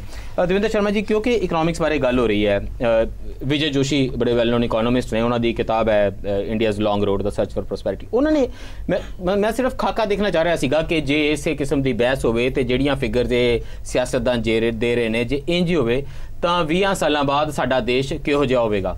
ਉਹਨਾਂ ਨੇ ਕਿਹਾ ਕਿ ਜੇ ਛੋਟੀ ਜਿਹੀ ਵੀ ਚੇਂਜ ਹੁੰਦੀ ਹੈ ਜਿਸ ਵੇਲੇ ਪਰ ਕੈਪੀਟਾ ਇਨਕਮ ਦੇ ਵਿੱਚ, ਤਾਂ ਉਹ ਇਵੈਂਚੁਅਲ ਇਨਕਮ ਪਰ ਹੈਡ ਦੇ ਵਿੱਚ ਇੱਕ ਵੱਡਾ ਬਦਲਾਵ ਲਿਆਂਦੀ ਹੈ ਹਰ ਵਿਅਕਤੀ ਲਈ। ਤੇ ਜੇ 3% ਤੇ ਇਕਨੋਮੀ ਗਰੋ ਕਰਦੀ ਰਹੀ 2040 ਤੱਕ, ਤਾਂ ਸਾਡੀ ਪਰ ਕੈਪੀਟਾ ਇਨਕਮ ਉਨੀ ਹੋ ਜਾਏਗੀ ਜਿੰਨੀ ਅੱਜ ਚਾਈਨਾ ਦੀ ਹੈ। ਜੇ 6% ਤੇ ਅਸੀਂ 2040 ਤੱਕ ਕਰਦੇ ਰਹੇ, ਵਿਚ ਮੀਨਸ ਕੁਆਡਰੂਪਲ ਹੋ ਜਾਏਗੀ। दैट मीनस ਅਸੀਂ चिली मलेशिया पोलैंड के बराबर आ जाएंगे। तो जे किधरे मनमोहन सिंह वाली दोबारा मोंटे कालू वाली तो मनमोहन सिंह वाला 9% टच कर लिया ना, तो फिर अमरीका ते वैस्ट के बराबर साडी इकोनॉमी हो जाएगी 2040 तक। ये तुसी इकोनॉमिस्टां दी गल ध्यान नाल सुनो, मैं ते अमरीका वांग अमीर होना चाहता। इनो भी देखण दा तरीका जिहड़ा हैगा उन्हां दा अपना है, मेरा देखण दा तरीका अलग है कि जब तुसी कहंदे हो कि पर कैपिटा इनकम बढ़दी है, पर कैपिटा इनकम बेसिकली तुहाडी बढ़दी है because of the average you take, जो भी हुंदा है देश दा इनकम दे हिसाब नाल। अगर अंबानीज़ दी इनकम बढ़दी है, अगर अमित शाह जी इनकम बढ़दी है या होर जिहड़े होर इंडस्ट्रियलिस्ट हैगे सब दी इनकम बढ़दी है, देयर इज दैट आर्गुमेंट कि उत्ते वेल्थ कंसंट्रेशन हो रही है। हुण तुसी एक गल देखो, ਤੁਸੀਂ ਦੇਖੋ ਇੱਕ ਅਮਰੀਕਾ ਦਾ ਡਾਟਾ ਮੈਂ ਤੁਹਾਡੇ ਸਾਹਮਣੇ ਰੱਖ ਰਿਹਾ। ਉਹ ਕਹਿੰਦਾ ਕਿ 1980 ਤੋਂ ਲੈ ਕੇ 1980 ਤਾਂ ਬਹੁਤ ਪੁਰਾਣੀ ਗੱਲ ਹੋ ਗਈ, 1980 ਤੋਂ ਲੈ ਕੇ ਅੱਜ ਤੱਕ 99% ਪੋਪੂਲੇਸ਼ਨ ਜਿਹੜੀ ਹੈਗੀ ਹੈ ਉਹਦੀ ਜਿਹੜੀ ਇਨਕਮ ਹੈਗਾ ਫਰੋਜ਼ਨ ਹੈਗੀ ਹੈ। ਔਰ ਸਿਰਫ 1% ਦੀ ਇਨਕਮ, ਉਹਦੇ ਵੀ ਟੌਪ 1% ਤੋਂ, ਮਤਲਬ ਟੌਪ 1% ਤੋਂ ਵੀ 1% ਦੀ ਇਨਕਮ 700 ਗੁਣਾ बढ़ਦੀ ਹੈ। 0.1% ਆਈ ਜਿਹੜਾ ਟੌਪ। ਤਾਂ ਉਹ ਜਿਹੜਾ ਤੁਸੀਂ ਇਹ ਮੈਨੂੰ ਲੱਗਦਾ ਹੈ ਕੈਲਕੂਲੇਸ਼ਨ ਨੂੰ ਬੰਦ ਕਰ ਦੇਣਾ ਚਾਹੀਦਾ। ਇੰਪੋਰਟੈਂਟ ਕੀ ਹੈ? ਇੰਪੋਰਟੈਂਟ ਦੇਖੋ ਕੀ ਹੈ। ਇੰਪੋਰਟੈਂਟ ਇਹ ਹੈ ਕਿ ਤੁਸੀਂ ਦੇਖੋ ਕਿ ਪ੍ਰੈਜ਼ੀਡੈਂਟ ਕਲਿੰਟਨ ਸੀਗੇ, ਪ੍ਰੈਜ਼ੀਡੈਂਟ ਓਬਾਮਾ ਸੀਗੇ ਜਾਂ ਹੁਣ ਪ੍ਰੈਜ਼ੀਡੈਂਟ ਜਿਹੜੇ ਉਹਨਾਂ ਦੇ ਅਮਰੀਕਾ ਦੇ ਹੈਗੇ ਆ, ਜਦ ਵੀ ਉਹ ਬਾਹਰ ਜਾਂਦੇ ਆ ਨਾ, ਜਦ ਵਾਪਿਸ ਆਉਂਦੇ ਆ ਤਾਂ ਬਾਹਰ ਜਾਣ ਤੋਂ ਪਹਿਲੇ ਇੱਕ ਸਟੇਟਮੈਂਟ ਦੇ ਕੇ ਜਾਂਦੇ ਆ ਕਿ ਮੈਂ ਇੰਨੇ ਜੌਬਸ ਲੈ ਕੇ ਆਵਾਂਗਾ। ਸਾਡੇ ਕਦੇ ਸੁਣਿਆ ਕਦੀ ਕਿਸੇ ਪ੍ਰਾਈਮ ਮਿਨਿਸਟਰ ਨੇ ਬੋਲਿਆ ਮੈਂ ਬਾਹਰ ਜਾਵਾਂ ਤਾਂ ਬਾਹਰ ਜਾ ਕੇ ਬਾਹਰ ਜਾਂਦੇ ਹੋਏ ਕਿ ਮੈਂ ਇੰਨੇ ਜੌਬਸ ਲੈ ਕੇ ਆਵਾਂਗਾ। ਸਾਨੂੰ ਇੰਪਲੋਇਮੈਂਟ ਦਾ ਕੋਈ ਇੰਡੈਕਸ ਹੀ ਨਹੀਂ ਕੰਟਰੀ ਦੇ ਵਿੱਚ। ਸਾਨੂੰ ਨੈਰੇਟਿਵ ਬਦਲਣ ਦੀ ਜ਼ਰੂਰਤ ਹੈ, ਸਾਨੂੰ ਨੈਰੇਟਿਵ ਬਦਲਣ ਦੀ ਜ਼ਰੂਰਤ ਹੈ। ਅੱਜ ਜੀਡੀਪੀ ਨੂੰ ਦੇਖਣਾ ਚਾਹੀਦਾ, ਸਾਨੂੰ ਇਹ ਦੱਸਿਆ ਸਰਕਾਰ ਕਿ ਸਾਡਾ ਇਸ ਟਾਈਮ ਕਿੰਨੇ ਜੌਬਸ ਕ੍ਰੀਏਟ ਹੋਏ। ਅਮਰੀਕਾ ਵਾਲਿਆਂ ਦੀ ਕਿ ਉਹ ਬਾਹਰ ਜਾਂਦੇ ਨੇ, Balli Sahib, sorry let me take it to the economist Ghumman Sahib, ਇਹ ਇਕਨੋਮੀ ਵਾਲੀ ਗੱਡੀ ਠੀਕ ਤਰੀਕੇ ਨਾਲ ਚੱਲਦੀ ਰਹੇ ਅਰਥਚਾਰਾ, ਇਹਦੇ ਲਈ ਇੱਕ ਬਹਿਸ ਹੁੰਦੀ ਸੀ ਕਿ ਜੀ ਫਿਸਕਲ ਸਟਿਮੂਲਸ ਚਾਹੀਦਾ ਕੋਈ ਨਾ ਕੋਈ। ਕੀ ਸਟਿਮੂਲਸ ਇਸ ਵੇਲੇ ਰੌਲਾ? ਕਿਉਂਕਿ ਇੱਕ ਇਕਨੋਮਿਸਟ ਦਾ ਇੱਕ ਇਹ ਵੀ ਵਿਊ ਹੈ ਕਿ ਨਹੀਂ, ਸਟਿਮੂਲਸ ਵਾਲੀ ਬਹਿਸ ਤੇ ਫਜ਼ੂਲ ਆ। ਨਹੀਂ, ਦੇਖੋ ਫਿਸਕਲ ਸਟਿਮੂਲਸ ਜ਼ਰੂਰ ਹੋਣਾ ਚਾਹੀਦਾ। ਫਿਸਕਲ ਜਿਹੜੀਆਂ ਬੁੱਕਸ ਠੀਕ ਕਰਨ ਵਾਲੀ ਬਹਿਸ ਹੈ ਕਿ ਐਨਪੀਏ ਮਿਟਾਏ ਜਾਣ, ਬੈਡ ਬੈਂਕਿੰਗ ਪ੍ਰੈਕਟਿਸਿਸ ਜਿਹੜੀਆਂ ਨੇ, ਜਿਹੜਾ ਐਨਪੀਏ ਹੈ ਇਹਨੇ ਵੇ ਨਾਲ ਇਹ ਇਨਡਾਇਰੈਕਟ ਕਰਪਸ਼ਨ ਹੈ, ਬਲੈਕ ਮਨੀ ਦੀ ਜਨਰੇਸ਼ਨ ਹੈ, ਔਰ ਇਹ ਕਰੋਨਿਕ ਕੈਪੀਟਲਿਜ਼ਮ ਦਾ ਨਤੀਜਾ ਹੈ। ਕੌਣ ਕਿਹਦੇ ਕੋਲ ਐਨਪੀਏ? ਤੁਹਾਡੇ ਕੋਲ, ਮੇਰੇ ਕੋਲ ਜਾਂ ਕਿਸਾਨ ਕੋਲ ਨਹੀਂ ਹੈਗੀ। ਇਹ ਕਿੰਨਾ ਲੋਕਾਂ ਪਰ ਹੁਣ ਵਿਚਾਰ ਤਾਂ ਦਿੱਤਾ ਜਾ ਰਿਹਾ ਕਿ ਸਾਰੇ ਹਟਾ ਦਿਓ, ਇੱਕ ਬੈਡ ਬੈਂਕ ਬਣਾ ਦਿਓ ਤੇ ਸਾਰੇ ਉਸ ਪਾਸੇ ਪਾ ਦਿਓ ਤਾਂ ਕਿ ਬੈਲੈਂਸ ਸ਼ੀਟਾਂ ਦੁਬਾਰਾ ਕਲੀਨ ਹੋ ਜਾਣ ਬੈਂਕਾਂ ਦੀਆਂ। ਕਹਿ ਰਿਹਾ ਕਿ ਇਹ ਜਿਹੜੇ ਐਨਪੀਏਜ਼ ਹੈ ਇਹ ਸਰਕਾਰ ਦੀ ਦੇਣ ਨੇ? ਨਹੀਂ, ਮੈਂ ਨਹੀਂ ਸਮਝਾ ਦੋ ਲੋਕਾਂ ਨੂੰ ਪਹਿਲਾਂ ਐਨਪੀਏ ਕੀ ਹੁੰਦੇ ਨੇ, ਲੈਟ ਪੀਪਲ ਅੰਡਰਸਟੈਂਡ। ਤੁਸੀਂ ਲੋਕਾਂ ਨੂੰ ਸਮਝਾ ਦਿਓ ਐਨਪੀਏ ਕੀ ਹੁੰਦੇ ਨੇ, ਕਿ ਮੈਂ ਤੁਹਾਡੇ ਤੋਂ ਕਰੋੜਾਂ ਰੁਪਏ ਦਾ ਕਰਜ਼ਾ ਲੈ ਲਵਾਂ ਬੈਂਕਾਂ ਤੋਂ, ਫਿਰ ਦੇਵਾਂ ਨਾ ਵਾਪਸ, ਅਰਬਾਂ ਕਰਜ਼ਾ। 5 ਲੱਖ ਕਰੋੜ ਦੇ ਐਨਪੀਏ ਨੇ, ਉਹਨੂੰ ਬੈਡ ਲੋਨ ਚ ਕਰ ਦੋ। ਜੇ ਮਾੜੇ ਕਰਜ਼ੇ ਦੇ ਨਹੀਂ ਸਕੇ ਚਲੋ ਮਾਫ ਕਰ। ਨਹੀਂ, ਮੈਂ ਇਹ ਬਿਲਕੁਲ ਨਹੀਂ ਸਮਝਦਾ। ਉਹਦੇ ਚ ਜੇ ਤੁਸੀਂ ਇਨਸੈਂਟਿਵ ਯੂਜ਼ ਕਰ ਲਓ ਤੇ 10 ਲੱਖ ਕਰੋੜ ਬਣ ਜਾਂਦਾ ਜਿਹੜਾ ਇੰਡਸਟਰੀ ਨੂੰ ਦੇ ਰਹੇ ਨੇ। ਇਹ ਜਿਹੜੇ ਇਹਨੇ ਵੇ ਇੰਡਸਟਰੀ ਦੇ ਜਿਹੜੇ ਬਿਗ ਵਿਗਸ ਨੇ ਉਹਨਾਂ ਲਈ ਬਰਾਈਬ ਹੈ, ਉਹਨਾਂ ਲਈ ਕਰਪਸ਼ਨ ਹੈ, ਉਹਨਾਂ ਨੇ ਵੇਲੇਡ ਪੈਸਾ ਕੀਤਾ ਬੈਂਕਾਂ ਦਾ, ਟੈਕਸ ਮਨੀ ਵੇਲੇਡ ਕੀਤਾ। ਇਹ ਇਸ ਨੂੰ ਇਸ ਤਰ੍ਹਾਂ ਨਹੀਂ ਛੱਡਣਾ ਚਾਹੀਦਾ। ਇਟ ਵਿਲ ਗਿਵ, ਜੇ ਤੁਸੀਂ ਕਿਸਾਨੀ ਦਾ ਕਰਜ਼ਾ 50,000 ਕਰੋੜ ਮਾਫ ਕਰ ਦਿਓ ਤੇ ਕਹਿੰਦੇ ਜੀ ਬੈਡ ਉਹ ਹੈ, ਇਹ ਤੇ ਤੁਸੀਂ 10 ਲੱਖ ਕਰੋੜ ਕਰ ਰਹੇ ਹੋ। ਇਹ ਕਿਉਂ ਬਈ? ਪਰ ਤਰਿੰਦਰ ਤਾਲ ਜੀ ਤੁਹਾਡੀ ਸਰਕਾਰ ਤਾਂ ਕਹਿ ਰਹੀ ਹੈ ਕਿ ਇਕਨੋਮੀ ਨੂੰ ਚੰਗੇ ਪਾਸੇ ਚਲਾਉਣ ਲਈ ਇਹ ਜ਼ਰੂਰੀ ਹੈ। ਮੈਂ ਉੱਥੇ ਆ ਰਿਹਾ ਜਿਹੜਾ ਸਵਾਲ ਮੈਂ ਪੁੱਛ ਰਿਹਾ ਸੀ ਕਿ ਆਪਾਂ ਇਸ ਵੇਲੇ ਗੱਲ ਕਰ ਰਹੇ ਹਾਂ ਕਿ ਕੀ ਹੋਇਆ ਪਿਛਲੇ 3 ਸਾਲਾਂ ਦੇ ਵਿੱਚ, ਲੇਕਿਨ ਜਿਹੜੇ ਅਸੀਂ ਕੀ ਕੀਤਾ ਜਾਵੇ ਕਿ ਅਰਥਚਾਰਾ ਚੰਗੇ ਤਰੀਕੇ ਨਾਲ ਚੱਲੇ। ਕੀ ਜਿਹੜੀਆਂ ਬੈਂਕਿੰਗ ਪ੍ਰੈਕਟਿਸਿਸ ਹੈ, ਸਾਰੇ ਐਨਪੀਏ ਲੋਨ ਕੱਢ ਕੇ ਇੱਕ ਬੈਡ ਬੈਂਕ ਬਣਾ ਦਿਓ ਤੇ ਸਾਰੇ ਬੈਂਕਾਂ ਦੀਆਂ ਕਿਤਾਬਾਂ ਸਾਫ਼ ਕਰ ਦਿਓ, ਇਹ ਠੀਕ ਤਰੀਕਾ? ਨਹੀਂ, ਐਸੈਟ ਰੀਕਨਸਟਰਕਸ਼ਨ, ਉਹਨੂੰ ਐਸੈਟ ਰੀਕਨਸਟਰਕਸ਼ਨ ਕਹਿੰਦੇ ਨਾ, ਜਿਹੜਾ ਮਰਜ਼ੀ ਦੇ ਲੋ ਨਾ। ਨਹੀਂ, ਐਸੈਟ ਰੀਕਨਸਟਰਕਸ਼ਨ ਜੀ ਇੱਕ ਐਸਾ ਪ੍ਰੋਸੈਸ ਹੈ ਜਿਹੜਾ ਸਾਰੀ ਦੁਨੀਆ ਚੱਲਦਾ। ਲੇਕਿਨ ਮੇਰਾ ਗੁਰਦਾ ਕੱਢ ਕੇ ਨਾਲੀਆਂ ਨੂੰ ਇੱਧਰ ਜੋੜ ਕੇ ਕੰਮ ਚਲਾ ਲਓ ਤੇ ਚੰਗੀ ਗੱਲ ਥੋੜੀ ਹੈ। ਮੇਰਾ ਗੁਰਦਾ ਠੀਕ ਹੋਣਾ ਚਾਹੀਦਾ। ਮੇਰਾ ਆਰਗੂਮੈਂਟ ਕੁਝ ਹੋਰ ਹੈ ਕਿ ਅੱਜ ਦੀ ਜਿਹੜੀ ਡਿਬੇਟ ਅਸੀਂ ਕਰ ਰਹੇ ਹਾਂ ਉਹਦੇ ਵਿੱਚ ਐਨਪੀਏ ਇੱਕ ਇੰਡੀਕੇਟ ਕਰਦਾ ਐਜ਼ ਇਫ ਕਿ ਜਿਹੜੇ ਐਨਪੀਏਜ਼ ਨੇ ਇਹ ਐਨਡੀਏ ਸਰਕਾਰ ਦੀ ਦੇਣ ਨੇ, ਇਹ ਐਨਡੀਏ ਸਰਕਾਰ ਦੀ ਲੈਗੇਸੀ ਹੈ ਜਿਹੜੀ ਯੂਪੀਏ ਤੋਂ ਪਿੱਛੇ ਉੱਠ ਕੇ ਆਈ। ਇਹ ਗੱਲ ਤੇ ਲਿਖੇ ਉਹਨਾਂ ਨੇ ਨਹੀਂ ਕਿਹਾ। ਨਹੀਂ, ਲੇਕਿਨ ਇਹਦੇ ਤਾਂ ਯੂਪੀਏ ਤੇ ਤੁਹਾਡੇ ਜਿਹੜੇ ਨਾ ਕੋਈ ਪਾਲਿਸੀ ਜੀ ਫਰਕ ਹੈ ਨਹੀਂਗਾ। ਘੁੰਮਣ ਸਾਹਿਬ ਤੇ ਇਸ ਟਾਈਮ ਮੈਂ ਜਿਹੜਾ ਪੁਆਇੰਟ ਜੀ ਉਹ ਮੋਦੀ ਜੀ ਨੇ ਬਹੁਤ ਵਧੀਆ ਢੰਗ ਨਾਲ ਲਾਗੂ ਕੀਤੀ ਹੈ। ਤੁਹਾਡਾ ਕਹਿਣਾ ਯੂਪੀਏ 3 ਹੈ। ਮੈਂ ਜਿਹੜਾ ਪੁਆਇੰਟ ਕਰ ਰਿਹਾ ਸੀ ਜੋ ਘੁੰਮਣ ਸਾਹਿਬ ਨੇ ਕਿਹਾ ਕਿ ਇਸ ਵੇਲੇ ਇਨਵੈਸਟਮੈਂਟ ਕਲਾਈਮੇਟ ਨਹੀਂ ਹੈ ਕੰਟਰੀ ਦੇ ਵਿੱਚ। ਜੀ ਠੀਕ ਹੈ, ਕਿਉਂਕਿ ਉਹ ਇਕਨੋਮੀ ਦੀ ਗੱਲ ਹੈ, ਆંકੜੇ ਨਾਲ ਗੱਲ ਕਰ ਰਹੇ, ਜਦੋਂ ਪਰਸੈਂਟੇजेस ਦੀ ਗੱਲ ਹੁੰਦੀ ਹੈ ਉਹ ਫਿਰ ਇਹ ਕਿਹਾ ਜਾਂਦਾ ਤੁਸੀਂ ਤੇ ਨਹੀਂ ਸਰ ਆਪਾਂ ਪਰਸੈਂਟੇजेस ਕਰ ਲੈਣਾ। ਤੁਹਾਡਾ ਬੈਂਕ ਕ੍ਰੈਡਿਟ 5% ਤੇ ਗਰੋ ਕੀਤਾ ਹੈ 16 ਸਾਲਾਂ ਚ, ਤੁਸੀਂ ਲੋਐਸਟ ਇਨ 60 ਇਅਰਸ ਕਿ ਤੁਸੀਂ 60 ਸਾਲਾਂ ਚ ਸਭ ਤੋਂ ਘੱਟ। ਨਹੀਂ ਕਿ ਤੁਸੀਂ ਪੈਰਾਮੀਟਰ ਚੇਂਜ ਕਰਤੇ, ਇਸ ਕਰਕੇ ਬਦਲ ਗਿਆ। ਇਸ ਕਰਕੇ ਮੈਂ ਐਬਸੋਲੂਟ ਫਿਗਰਸ ਦਿੰਦਾ ਤੁਹਾਨੂੰ ਜਿਹੜੇ ਕਹਿਣਗੇ ਕਿ ਹਾਂ ਨਿਵੇਸ਼ ਦਾ ਕਲਾਈਮੇਟ ਹੈ ਕਿ ਨਹੀਂ ਹੈ। ਜਿਹੜੀ ਇਹਨਾਂ ਨੇ ਇਹ ਵੀ ਕਿਹਾ ਕਿ ਗਵਰਨਮੈਂਟ ਇਨਵੈਸਟਮੈਂਟ ਹੋਣੀ ਚਾਹੀਦੀ ਹੈ। ਜਿਹੜੀ ਗਵਰਨਮੈਂਟ ਇਨਵੈਸਟਮੈਂਟ ਹੈ ਉਹ ਜਿਹੜੀ ਪਿਛਲੀ last 3 years of UPA government 1,49,000 crore ਸੀ। ਬਿਲਕੁਲ ਜੀ, ਬਿਲਕੁਲ। ਉਹ ਇਹਨਾਂ 3 ਸਾਲਾਂ ਦੇ ਵਿੱਚ 2,64,000 ਕਰੋੜ। ਸਾਰੇ ਕ੍ਰਿਟਿਸਿਜ਼ਮ ਇਹ ਆ ਰਿਹਾ ਕਿ ਕੰਮ ਚੱਲਿਆ ਹੀ ਸਾਰਾ ਪਬਲਿਕ ਇਨਵੈਸਟਮੈਂਟ ਤੇ, ਅਦਰਵਾਈਜ਼ ਤਾਂ ਕੋਈ ਬਿਜ਼ਨਸ ਹੋ ਹੀ ਨਹੀਂ ਰਿਹਾ ਨਾ। ਉੱਥੇ ਆ ਜਾਂਦਾ ਮੈਂ ਜਿਹੜੇ ਆਈਪੀਓ ਹੈ, ਆਈਪੀਓ ਤੇ ਇੱਕ ਜਿਹੜੀ ਇਨੀਸ਼ੀਅਲ ਪਬਲਿਕ ਆਫਰਿੰਗ ਹੈ ਉਹ ਤੇ ਇੱਕ ਪੈਰਾਮੀਟਰ ਹੈ ਨਾ, ਉਹ ਸਰਕਾਰ ਤੇ ਇਨਵੈਸਟ ਨਹੀਂ ਕਰ ਰਹੀ ਉਹਦੇ ਵਿੱਚ। ਉਹ ਜਿਹੜੇ ਪਿਛਲੇ 6 ਮਹੀਨੇ ਦੇ ਵਿੱਚ ਇਹਨਾਂ ਪਿਛਲੇ 6 ਮਹੀਨੇ ਦੇ ਵਿੱਚ ਆਈਪੀਓਜ਼ ਦੇ ਵਿੱਚ 25,000 ਕਰੋੜ ਰੁਪਏ ਦੀ ਇਨਵੈਸਟਮੈਂਟ ਹੋਈ ਹੈ। ਤੁਸੀਂ ਦੱਸ ਰਹੇ ਹੋ ਕਿ ਟੈਲੀਕਾਮ ਸੈਕਟਰ ਡੁੱਬਿਆ ਪਿਆ। ਪਿਛਲੇ ਮੈਂ ਆਈਪੀਓ ਤੋਂ ਨਾ ਪਾ ਕੇ ਟੈਲੀਕਾਮ ਸੈਕਟਰ ਦਾ ਟੈਲੀਕਾਮ ਸੈਕਟਰ ਚ 1,25,000 ਜੌਬ ਤੁਹਾਡੀ ਜਾ ਰਹੀ ਹੈ। 1,25,000 ਜੌਬ ਜਾ ਰਹੀ ਹੈ ਟੈਲੀਫੋਨ। ਮੈਂ ਇਸ ਵੇਲੇ ਐਬਸੋਲੂਟ ਫਿਗਰਸ ਨਾਲ ਗੱਲ ਕਰ ਰਿਹਾ, ਲੇਕਿਨ ਜਿਹੜੀ ਗੱਲ ਉਹ ਜਿਹੜੀ ਪਹਿਲਾਂ ਆਈ ਸੀ ਨਾ ਕਿ ਸਾਨੂੰ ਉਹ ਜੀਡੀਪੀ ਤੇ ਇੰਕਰੀਜ਼ ਹੋ ਗਿਆ ਲੇਕਿਨ ਫੀਲ ਨਹੀਂ ਆ ਰਹੀ, ਇਸ ਕਰਕੇ ਮੈਂ ਫੀਲ ਤੇ ਨਹੀਂ ਜਾ ਰਿਹਾ, ਮੈਂ ਐਬਸੋਲੂਟ ਫਿਗਰਸ ਦੇ ਰਿਹਾ ਤੁਹਾਨੂੰ। Sir 10 lakh absolute figure 10 lakh crore IPO sector ਨੇ ਦੇਣਾ ਹੈ। ਇਹ ਕੰਟਰੀ ਦੀ ਜੀਡੀਪੀ ਦਾ 7ਵਾਂ ਹਿੱਸਾ ਹੈ। ਪਿਛਲੇ ਸਾਲ ਇਹ ਸਭ ਐਨਪੀਏ ਬਣਨ ਜਾ ਰਿਹਾ ਹੈ। ਪਿਛਲੇ ਸਾਲ ਆਈਪੀਓਜ਼ ਦੇ ਵਿੱਚ 29,000 ਕਰੋੜ ਦੀ ਇਨਵੈਸਟਮੈਂਟ ਹੋਈ, ਇਸ ਸਾਲ ਆਲਰੇਡੀ 25,000 ਕਰੋੜ ਹੋ ਗਈ। ਮੇਰੀ ਗੱਲ ਸੁਣੋ, ਮੈਂ ਇਹ ਨਹੀਂ ਸਮਝ ਪਾ ਰਿਹਾ ਘੁੰਮਣ ਜੀ ਕਿੱਦਾਂ ਕਹਿ ਰਹੇ ਆ। ਇੱਕ ਮਿੰਟ ਗੱਲ ਸੁਣੋ, ਕਲਾਈਮੇਟ ਨਹੀਂ ਇਕਨੋਮੀ ਦੀ ਗੱਲ ਮੈਨੂੰ ਮੇਰੀ ਗੱਲ ਸੁਣੋ। ਨਹੀਂ ਦੇਖੋ everything boils down to job कितने हुए। बस सीधी गल है, वही पैरामीटर है। और मेरी गल एक मिनट गल सुनो, गल कर लें तो नौकरियां दी गल सुनना चाह रहे हैं। मैं जवाब दूंगा तो बिल्कुल। पहले मेरी गल सुन लो, सब तो बड़े इंपॉर्टेंट चीज है अल्टीमेटली बॉयल डाउन तो होना है जॉब क्रिएशन नहीं है, बिल्कुल नहीं है। और जॉब क्रिएशन और उल्टा हो रहा है, ले ऑफ जो हो गया फिनोमिनल। जॉब दी क्वालिटी है वो बहुत माड़ी है। ਔਰ ਸਰਕਾਰ ਕੀ ਕਹਿ ਰਹੀ ਹੈ? ਹੋਰ ਗੱਲਾਂ ਇਨਵੋਲੰਟਰੀ ਸੈਲਫ ਇੰਪਲੋਇਮੈਂਟ, ਇੱਕ ਮਿੰਟ ਸਪਲੀਮੈਂਟ ਕरें, ਇਹ ਨਵਾਂ ਸ਼ਬਦ ਕੱਢ ਦੇਣਾ। ਅੱਛਾ, ਇਨਵੋਲੰਟਰੀ ਸੈਲਫ ਇੰਪਲੋਇਮੈਂਟ, ਤੁਸੀਂ ਮੇਰੇ ਗੱਲ ਆ ਰਹੇ ਨਾ, ਤੇ ਜੌਬ ਦੀ ਕੁਆਲਿਟੀ ਇੰਨੀ ਮਾੜੀ ਹੈ ਕਿ ਪਿਛਲੇ ਸਮੇਂ 'ਚ ਜਿਹੜਾ ਚੇਂਜ ਹੋਈ ਹੈ ਜੌਬ ਦੀ ਡੈਫੀਨੇਸ਼ਨ, ਉਹ ਜੇ ਕਿਸੇ ਨੇ 6 ਮਹੀਨੇ 'ਚ ਇੱਕ ਦਿਨ ਵੀ ਕੰਮ ਕੀਤਾ ਤਾਂ ਉਹ ਵਰਕਰ ਹੈ, ਉਹਨਾਂ ਦੀ ਗਿਣਤੀ ਵਧ ਰਹੀ ਹੈ ਔਰ ਜੌਬ ਦੀ ਕੁਆਲਿਟੀ ਮਾੜੀ ਹੈ। ਇੱਕ ਮਿੰਟ ਤੁਸੀਂ ਦੇਖੋ ਨਾ, ਇੱਕ ਮਿੰਟ ਦੇਖੋ, ਵਾਟ ਇਜ਼ ਦੀ ਸਟੈਟਿਸਟਿਕ? ਇੱਕ minute change of jobs, change in employment ਦਾ ਇਸ ਕੰਟਰੀ, ਔਰ ਤੁਹਾਡਾ ਕਸੂਰ ਨਹੀਂ ਹੈ, ਚੇਂਜ ਇਨ ਏਮਪਲੋਇਮੈਂਟ ਦਾ ਇਸ ਕੰਟਰੀ ਦੇ ਵਿੱਚ ਅਨਫੋਰਚੂਨੇਟਲੀ ਕੋਈ ਇੰਡੈਕਸ ਹੀ ਨਹੀਂ ਹੈ।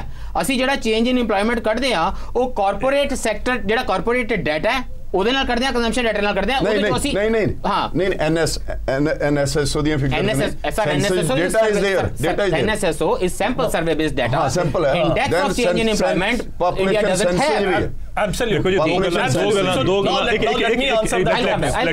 दो गल्लां पहले बड़ी क्लियरली सिग्निफाई कर दी कि जॉब क्रिएशन नहीं हो रही है। अनदर अपना ही एक नीति आयोग के ਜਿਹੜੇ ਡਿਪਟੀ ਚੇਅਰਮੈਨ ਹੈਗੇ ਆ, ਹਾਂਜੀ, ਉਹ ਕਹਿੰਦੇ ਆ ਕਿ ਬਈ ਇਨਵੋਲੰਟਰੀਲੀ, ਜਿਵੇਂ ਤੁਸੀਂ ਪਹਿਲੇ ਕਿਹਾ ਕਿ ਲੋਕ ਆਪਣੀ ਨੌਕਰੀ ਛੱਡ ਰਹੇ ਆ, ਆਪਣੀ ਵੋਲੰਟਰੀ ਨੌਕਰੀ ਛੱਡ ਰਹੇ ਹੈਗੇ। I thought that was very ਅਮਿਊਜ਼ਿੰਗ।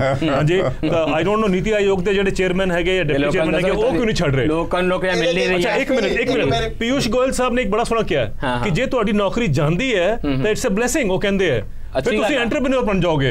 ਦੱਸੋ ਭਲਾ, ਜੇ ਇਹ ਹਾਲ ਹੈਗਾ, ਇਹ ਮਤਲਬ ਐਕਸੈਪਟ ਕਰ ਰਹੇ ਹੈ ਕਿ ਨੌਕਰੀਆਂ ਜਾ ਰਹੀਆਂ, ਨਹੀਂ ਤਾਂ ਕਹਿਣ ਦੀ ਜ਼ਰੂਰਤ ਹੀ ਕਿਸੇ ਕਿ ਤੁਸੀਂ ਐਂਟਰਪ੍ਰੀਨਿਓਰ ਬਣ ਜਾਓਗੇ। ਇਹ ਜਸਟ ਥਾਟ ਆ ਗਿਆ, ਇਹ ਮਤਲਬ ਹੈ ਸਰਕਾਰ ਐਕਸੈਪਟ ਕਰ ਰਹੀ ਹੈ ਕਿ ਜੌਬ ਕ੍ਰੀਏਸ਼ਨ ਨਹੀਂ ਹੋ ਰਹੀ ਹੈ।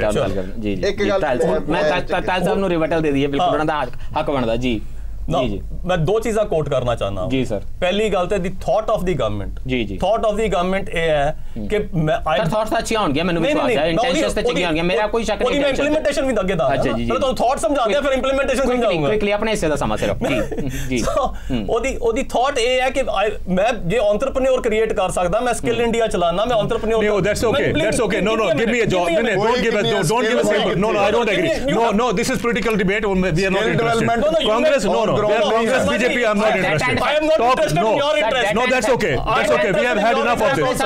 Congress BJP argument नहीं चलेगी। Come down to the real fact। I'm giving you data and I'd better not be interrupted। Quickly, but I'll give you the data। जी जी, ਜਿਹੜੀ ਮੁਦਰਾ ਯੋਜਨਾ ਹੈ ਸਰਕਾਰ ਦੀ, ਜੀ ਮੁਦਰਾ ਯੋਜਨਾ ਦੇ ਵਿੱਚ ਸਰ 106 ਹੈਗੀਆਂ ਸਾਰੀਆਂ ਗਿਣਣੀਆਂ ਆਪਾਂ ਯੋਜਨਾਵਾਂ। ਨਹੀਂ, ਸਾਰੀਆਂ ਨਹੀਂ, ਮੈਂ ਮੁਦਰਾ ਦੇ ਤੁਹਾਨੂੰ ਇੰਪਲੋਇਮੈਂਟ ਦੀ ਗੱਲ ਕਰ ਰਿਹਾ ਨਾ, ਆਪਾਂ ਇੰਪਲੋਇਮੈਂਟ ਦੀ ਗੱਲ ਕਰ ਰਹੇ ਹਾਂ। 2.25 ਕਰੋੜ ਲੋਕਾਂ ਨੇ ਮੁਦਰਾ ਯੋਜਨਾ ਦੇ ਵਿੱਚ ਐਂਟਰਪ੍ਰੀਨਿਓਰ ਬਣਨ ਦੇ ਲਈ ਲੋਨ ਲਿੱਤਾ। ਸਰ ਮੁਦਰਾ ਯੋਜਨਾ ਤੇ ਜਿੰਨੀ ਬਹਿਸ ਹੋਈ ਹੈ, ਮੇਰੇ ਕੋਲ ਹੁਣ ਸਮਾਂ ਨਹੀਂ ਹੈ। ਮੁਦਰਾ ਯੋਜਨਾ ਤੇ 2 crore all these are failed schemes, see all these are failed schemes। ਲੋਕਾਂ ਨੇ ਜਿਨ੍ਹਾਂ ਨੇ ਲੋਨ ਲਿੱਤਾ ਐਂਟਰਪ੍ਰੀਨਿਓਰ ਬਣਨ ਦੇ ਲਈ, ਤੇ ਕੀ ਇਹ ਜਦੋਂ ਤੱਕ ਇਹਨਾਂ ਨੂੰ ਸਰਕਾਰੀ ਨੌਕਰੀਆਂ ਨਹੀਂ ਮਿਲਣਗੀਆਂ, ਇਹ ਜੌਬਸ ਨਹੀਂ ਕ੍ਰੀਏਟ ਹੋਈਆਂ। ਸਰਕਾਰੀ ਨੌਕਰੀਆਂ ਦੀ ਗੱਲ ਹੋ ਰਹੀ, ਜੌਬ ਕ੍ਰੀਏਸ਼ਨ ਦੀ ਗੱਲ ਹੋ ਰਹੀ। ਇੱਕ ਬੰਦਾ ਜਿਹੜਾ ਐਂਟਰਪ੍ਰੀਨਿਓਰ ਬਣ ਰਿਹਾ, ਜਿਹੜਾ 2.25 ਕਰੋੜ ਹੈ। ਇਹਦੇ ਸਾਰੇ ਇਕਨੋਮੀ ਜਿੰਨੇ ਫੈਸਲੇ ਲੈ ਰਹੇ ਆ ਵੱਡੇ ਵੱਡੇ ਜੋ ਵੀ, ਉਹ ਚ ਇੱਕ ਐਸਪੈਕਟ ਹੋਰ ਵੀ ਹੈਗਾ। ਮੈਨੂੰ ਲੱਗਦਾ ਕਿ ਜਿਹੜੇ ਜਦੋਂ ਫੈਸਲੇ ਲੈਣ ਵਾਲੇ, ਜਦੋਂ ਉਹਦੇ ਚ ਜਿਨ੍ਹਾਂ ਵਾਸਤੇ ਤੁਸੀਂ ਫੈਸਲੇ ਲੈ ਰਹੇ ਹੋ, ਉਹਨਾਂ ਦੀ ਕਿਤੇ ਪਾਰਟਿਸਿਪੇਸ਼ਨ ਨਹੀਂ, ਕਿਤੇ ਸੇ ਨਹੀਂ ਹੈ।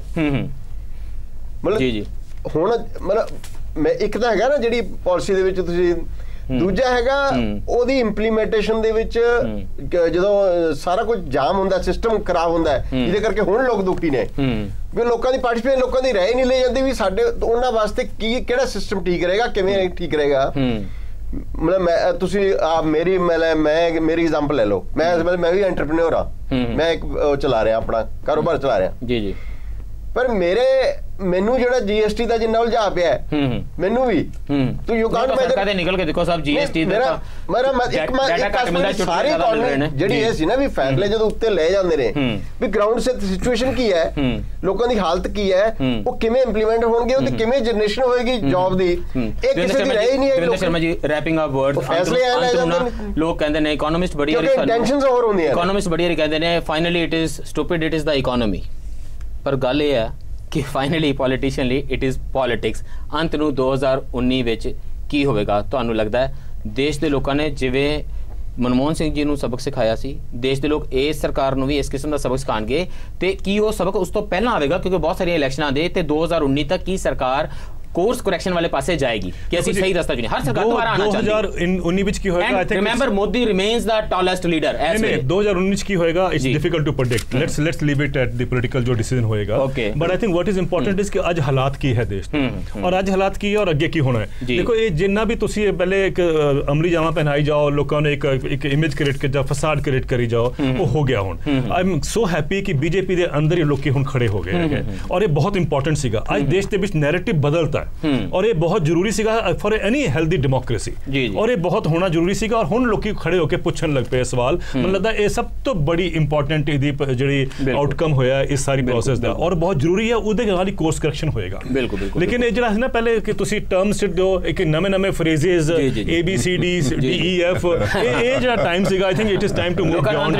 ਲੋਕੀ ਕਹਿੰਦੇ ਸਾਨੂੰ ਨੌਕਰੀਆਂ ਮਿਲੀਆਂ ਕਿ ਨਹੀਂ, ਨੌਕਰੀਆਂ ਲਿਆਓ, ਜੀਵਨ ਕਿਵੇਂ ਚੱਲ ਰਿਹਾ ਹੈ। ਦੇਖੋ ਜਿਸ ਲੋਕ ਇਹ ਅੱਜ ਦੀ ਅਖਬਾਰ ਹੈ ਕਿ ਬੇਅੰਤ ਸਿੰਘ ਦੇ ਪੋਤਰੇ ਦੀ ਡਿਗਰੀ ਤੋਂ ਭਖੇ ਬੇਰੁਜ਼ਗਾਰ ਕਿਸ ਕਿਸਮ ਦੇ ਨਾਲ ਡਿਗਰੀਆਂ ਮਿਲ ਰਹੀਆਂ ਨੇ, ਹੈ ਨਾ। ਇਹ ਇਹਨਾਂ ਅਖਬਾਰਾਂ 'ਚ ਲੋਕ ਜਦੋਂ ਲੋਇਆ ਪਿਛਲੇ ਸਫੇ ਤੇ ਜੇਤਲੀ ਸਾਹਿਬ ਨੇ ਕਿਹਾ ਭਾਰਤ ਵਿੱਚ GST ਪ੍ਰਣਾਲੀ ਬਿਨਾਂ ਅੜਿੱਕੇ ਲੀ ਉੱਤੇ ਪਈ ਹੋਈ ਹੈ। ਜੇਤਲੀ ਸਾਹਿਬ ਨੇ ਇਹ ਬਿਆਨ ਦਿੱਤਾ। ਇਹ ਦਿੱਤਾ ਜਾ ਕੇ ਵਾਸ਼ਿੰਗਟਨ ਤੋਂ ਹੈ। ਇਹ ਵਾਸ਼ਿੰਗਟਨ ਤੋਂ ਦਿੱਤਾ ਜੀ। ਜਿਸ ਵੇਲੇ ਦੇਸ਼ ਦੇ ਵਿੱਚ ਆ ਕੇ ਦੇਣਗੇ ਤੇ ਲੋਕ ਉਹਨਾਂ ਦੀ ਗੱਲ ਦੇ ਉੱਤੇ ਵਿਸ਼ਵਾਸ ਕਰਨਗੇ ਤੇ ਤੁਹਾਨੂੰ 2019 ਦੇ ਵਿੱਚ ਕੋਈ ਚਿੰਤਾ ਹੀ ਨਹੀਂ ਹੋਣੀ ਚਾਹੀਦੀ। ਤੇ ਜੇ ਦਵਿੰਦਰ ਸ਼ਰਮਾ ਜੀ, ਪ੍ਰੋਫੈਸਰ ਰਣਜੀਤ ਸਿੰਘ ਘੁੰਮਣ ਜੀ ਤੇ ਬਲਜੀਤ ਬੱਲੀ ਜੀ ਦੀਆਂ ਗੱਲਾਂ 'ਚ ਕੋਈ ਦਮ ਹੈ ਤੇ ਯਸ਼ਵੰਤ ਸਿਨਹਾ ਦਾ ਲੇਖ ਸੱਚੀ ਕੋਈ ਦਿਲੋਂ ਯਸ਼ਵੰਤ ਸਿਨਹਾ ਦਾ ਲੇਖ ਪੜ੍ਹਦੇ ਹੋ, ਗੱਲ ਸੁਣਦੇ ਹੋ।